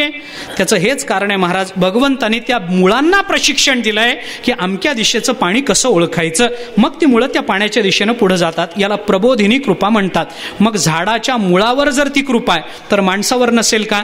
प्रत्येकावर कृपा आहे. कबीर महाराजांनी असं म्हणलंय, मुर्दे को हरी देत है कपडो लकडी आग, जीवित नर चिंता करे उसका बडा अभाग. तुकाराम महाराज बोलतात, कबीर महाराज बोलतात, मेलेल्या माणसाला परमात्मा कापड, लाकूड आणि अग्नी या तिन्ही गोष्टी देतो, पण जिवंत राहणारा मनुष्य मात्र या तिन्हीची चिंता करतो. केवढा दुर्दैवी आहे बिचारा. मेलेल्याला परमात्मा देतो तर जिवंताला देणार नाही का महाराज? सर्वांवर परमात्म्याची कृपा आहे, पण आपल्यावर झाली हे कसं ओळखायचं? त्याला ओळख आहे सगळ्यांवर मान्य आहे. मला रोजचं जेवण मिळालं याच्यावर मी भगवत कृपा ओळखतो का? आपण म्हणत नाही की देवाची कृपा म्हणून आज भाजी भाकरी मिळाली असं कोणी म्हणतं का? म्हणत नाही. आपण ती ओळखत नाही. मग ओळखायची कशी कृपा? आपल्या जीवनामध्ये जर समता निर्माण झाली तर ओळखायचं भगवत कृपा आहे. हे पारमार्थिक झालं. व्यावहारिक चिंतन करायचं झालं तर चतकोर भाकरी खाऊन सुद्धा ज्याला आनंदाचा ढेकर आला त्याने ओळखावं की आज भगवंताची आपल्यावर कृपा आहे. बाबा भाकरी खाल्ली चतकोर पण ढेकर दिला आनंदाचा, ओळखावं भगवंताची कृपा आहे. आणि जो पंचपक्वान्नाचं जेवण करतो पण संध्याकाळची चिंता करत बसतो त्याने ओळखावं की आज भगवंताची आपल्यावर विशेष कृपा नाही. परमात्मा देईल संध्याकाळी, देणार नाही असं नाही, पण कृपा आपल्यावर विशेषत्वानं झाली नाही. म्हणून तुकाराम महाराजांनी या अभंगामधून कार्यावरून कारणाचं चिंतन केलंय आणि विश्वास तो खरा मग पांडुरंग कृपेचा असं तुकोबाराय बोलतात. आता ही कृपा संपादन व्हावी, ही समता निर्माण व्हावी असं जर वाटत असेल तर काय प्राप्त झालं पाहिजे? निर्द्वंद्व अवस्था प्राप्त झाली पाहिजे.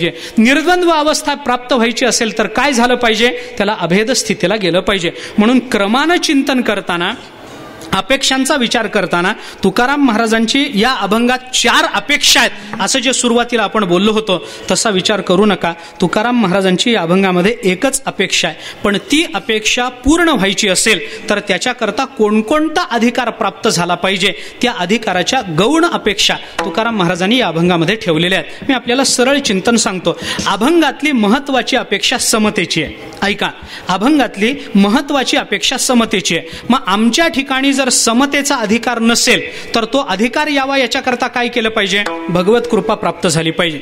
बरं, भगवत कृपेचाही आमच्यावर आम्हाला तेवढा अधिकार नाही, मग त्याच्याकरता काय केलं पाहिजे? निर्द्वंद्वता आमच्या जीवनात आली पाहिजे. निर्द्वंद्वतेचे आम्ही अधिकारी नाही, मग आम्ही काय केलं पाहिजे? तुका म्हणे जे जे भेटे ते ते वाटे मी ऐसे, असं आमच्या जीवनामध्ये झालं पाहिजे.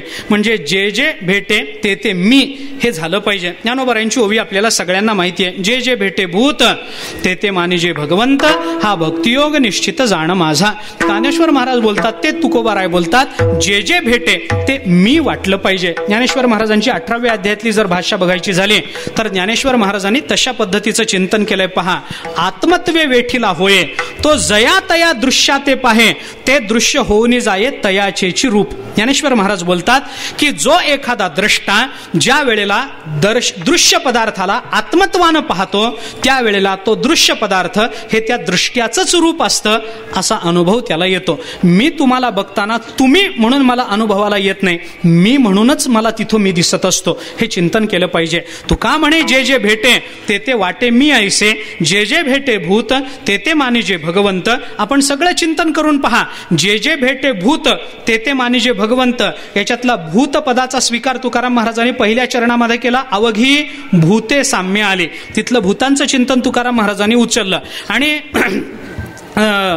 जे जे भेटे भूत ते ते मानिजे भगवंत, भेटे शब्दाचा स्वीकार तुकाराम महाराजांनी शेवटच्या चरणामध्ये केला. तुका म्हणे जे जे भेटे ते ते वाटे मी ऐसे, या एका ओवीचं चिंतन झालं. दुसऱ्या ओवीचा विचार केला, आत्मत्वे वेठीला होय तो जया तया दृश्या ते पाहे, ते दृश्य होऊनी जाये तयाचेची रूप, या रूप शब्दाचा विचार पुन्हा तुकाराम महाराजांनी शेवटच्या चरणामध्ये केला. तुका म्हणे जे जे भेटे ते ते वाटे मी ऐसे, मी ऐसे, इथं रूपाचा विचार आपल्याला करता येतो. अशा पद्धतीनं तुकाराम महाराजांनी देवाकडून अपेक्षा व्यक्त केली की देवा माझ्या जीवनामध्ये समता निर्माण व्हावी. योग वासिष्ठांनी चिंतन करताना असं म्हटलंय, अयम निजहा परो वेत्ती गणना लघुचेतसाम उदार चरिताणांतु वसुधैव कुटुंबकम. आपल्याला योग वासिष्ठ असं सांगतं, हा माझा आणि हा परक्याचा हा विचार कोण करतो? गणना लघुचेतसाम, ज्याचं चित्त लघु आहे, परिच्छिन्न आहे, मर्यादित आहे, तो हा विचार करतो की हा माझा आणि हा परक्याचा. पण ज्याचं चित्त व्यापक झालेलं आहे, उदार चरिताणांतु, ज्याचं चित्त उदार झालेलं आहे, व्यापक झालेलं आहे, तो काय म्हणतो? तो म्हणतो वसुधैव कुटुंबकम, हे विश्वचे माझे घर, ऐसी मती जयाची स्थिर, किंबहुना चराचर आपण झाला. ही अपेक्षा तुकाराम महाराजांनी या अभंगातून व्यक्त केली. अवघी भूते साम्य आली, देखिली म्या कै होते, विश्वास तो खरा मग पांडुरंग कृपेचा. अशी समता निर्माण व्हावी, अशी अपेक्षा जशी तुकोबाराय भगवंताकडे स्वतःच्या जीवनाकडून व्यक्त करतात तशी अपेक्षा आपण व्यक्त केली पाहिजे, तरच ते जीवन संत जीवन मानता येतं. तो आदर्श डोळ्यासमोर ठेवून आपणही समतेचा विचार करावा. मी पुन्हा एकदा आपल्याला सांगतो, ही समता कृतीमध्ये आणू नका, समतेचा विचार फलामध्ये केला तरच ती समता जीवनामध्ये समाधान देऊ शकते. मला त्याला समान मिळालं की समता आली. तो कोणतं कर्म करतो, मी कोणतं कर्म करतो याचा विचार करू नका. त्याला व्यवसाय करू द्या, आपली नोकरी राहू द्या, पण व्यवसाय करून त्यांनी खाल्लेली चतकोर भाकरी आणि नोकरी करून मी खाल्लेली चतकोर भाकरी जर आम्हाला समान समाधान देत असेल तर तिथं समतेचा विचार आहे, हे लक्षात घ्या. नोकरीकडून त्याला मिळतात 10,000 रुपये आणि व्यवसाय करून मला मिळतात 5,000 रुपये, म्हणून तो मोठा आणि मी लहान असा विचार करायचा नाही. मग नोकरी करून त्याला मिळणाऱ्या 10,000 रुपयामध्ये त्याचा घर खर्च जाऊन त्याच्या हातामध्ये 500 रुपये राहतात आणि मी व्यवसाय करून मला 5,000 मिळतात आणि माझा घर खर्च जाऊन माझ्या हातात 500 उरतात, तर तिथं समानतेचा विचार करायचा आहे. तो मोठा आणि मी लहान हे त्याच्याकडे असलेल्या घरावरून, त्याच्याकडे असलेल्या वस्तूवरून विचार करायचा नाही. त्या वस्तूवरून प्राप्त होणाऱ्या समाधानाची समानता ही जीवनामध्ये अपेक्षित असावी लागते. तशी समाधानाची समानता या जगतामध्ये सगळीकडे पसरून राहावी ही तुकाराम महाराजांची, ज्ञानोबारायांची अपेक्षा. सगळ्यांना मिळणारे भोग त्यांच्या त्यांच्या प्रारब्धाने मिळावेत, पण सगळ्यांना मिळणाऱ्या त्या भोगातून प्राप्त होणारं समाधान हे मात्र सगळ्यांचं समान असावं. हे संत चरित्र आहे, ही संतांची शिकवण आहे. त्या दृष्टीने आपण विचार केला पाहिजे. प्रारब्धाने प्रत्येकाचं कर्म वेगळं राहणार. पिंडे पिंडे मतिर्भिन्ना कुंडे कुंडे नवंपयः जातव जातव नवाचारा नवावाणी मुखे मुखे हे असणारच आहे. पण तरी सुद्धा कोणी काही काहीही बोललं, आपण चिंतन करून पहा ना. तुकाराम महाराज, ज्ञानेश्वर महाराज शिव्या न देता बोलतात. तुकाराम महाराजांना तेच शिव्या देऊन बोलावं लागतं. बोललेलं एक आहे की नाही याचा विचार करा. भाषा वेगवेगळी आहे का नाही याचा विचार करू नका. मग भाषा वेगळी म्हणून तुकाराम महाराज वेगळं बोलतात, ज्ञानोबाराय वेगळं बोलतात असं नाही. तुकाराम महाराजांच्या बोलण्यातून समाजाला जे प्रबोधन केलं तेच ज्ञानोबारायांच्या बोलण्यातून होत असेल तर त्यांच्या दोघांची समानता आपल्याला मानली पाहिजे. तशी फलाची समानता तुमच्या माझ्या जीवनामध्ये निर्माण व्हावी अशी अपेक्षा तुकोबाराय व्यक्त करतात. तशी समानता निर्माण व्हावी याच्याकरता आपण अंतर्मुख झालं पाहिजे. स्वतःच्या दोषांचं बारकाईने चिंतन करता आलं पाहिजे.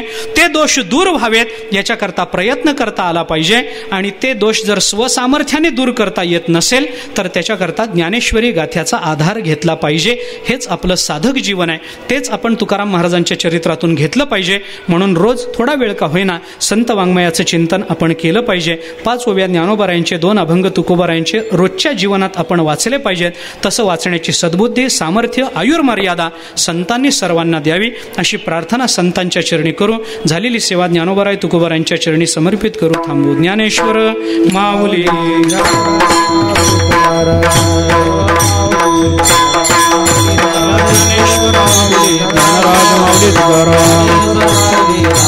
महाराज ज्ञानेश्वर माऊली ज्ञानराज माऊली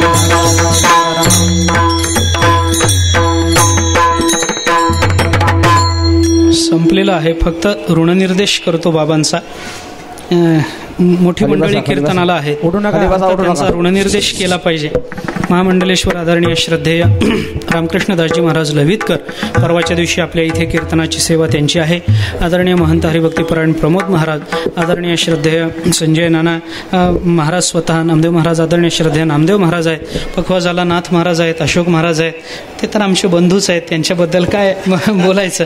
माझे बंधू आहेत, ते माझेच आहेत, त्याच्यामुळं ते आहेच आहेत, विषय नाही त्याचा. सगळीच मंडळी आळंदीतली आपल्या वारीतली आलेली आहेत. कुणाचा नामनिर्देश राहिला असेल तर क्षमा प्रार्थी आहे. पण महाराज आले खरं म्हणजे आम्ही त्यांच्यासमोर कीर्तनं करू नयेत, आमचं कीर्तनातून काही त्यांनी ऐकू नये. पण तरीसुद्धा मी पुन्हा बोलतो की कसंही जरी असलं तरी मी या मताचा आहे की कसोटी समोर आली तर सोन्याने घासून घ्यायला लाजू नये. जास्तीत जास्त काय आपलं पितळ उघडं पडतं, याच्या पलीकडे दुसरं काही होत नाही. या निमित्तानं ते आले, त्यांच्याबद्दल कृतज्ञता व्यक्त करतो. सर्वांबद्दल कृतज्ञता व्यक्त करून ही सर्व सेवा तुम्हा सर्व श्रोत्यांच्या चरणी समर्पित करतो. विठ्ठल जय जय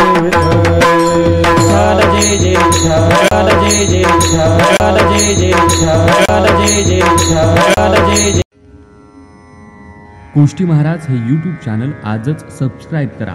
बेल आयकॉनवर क्लिक करा.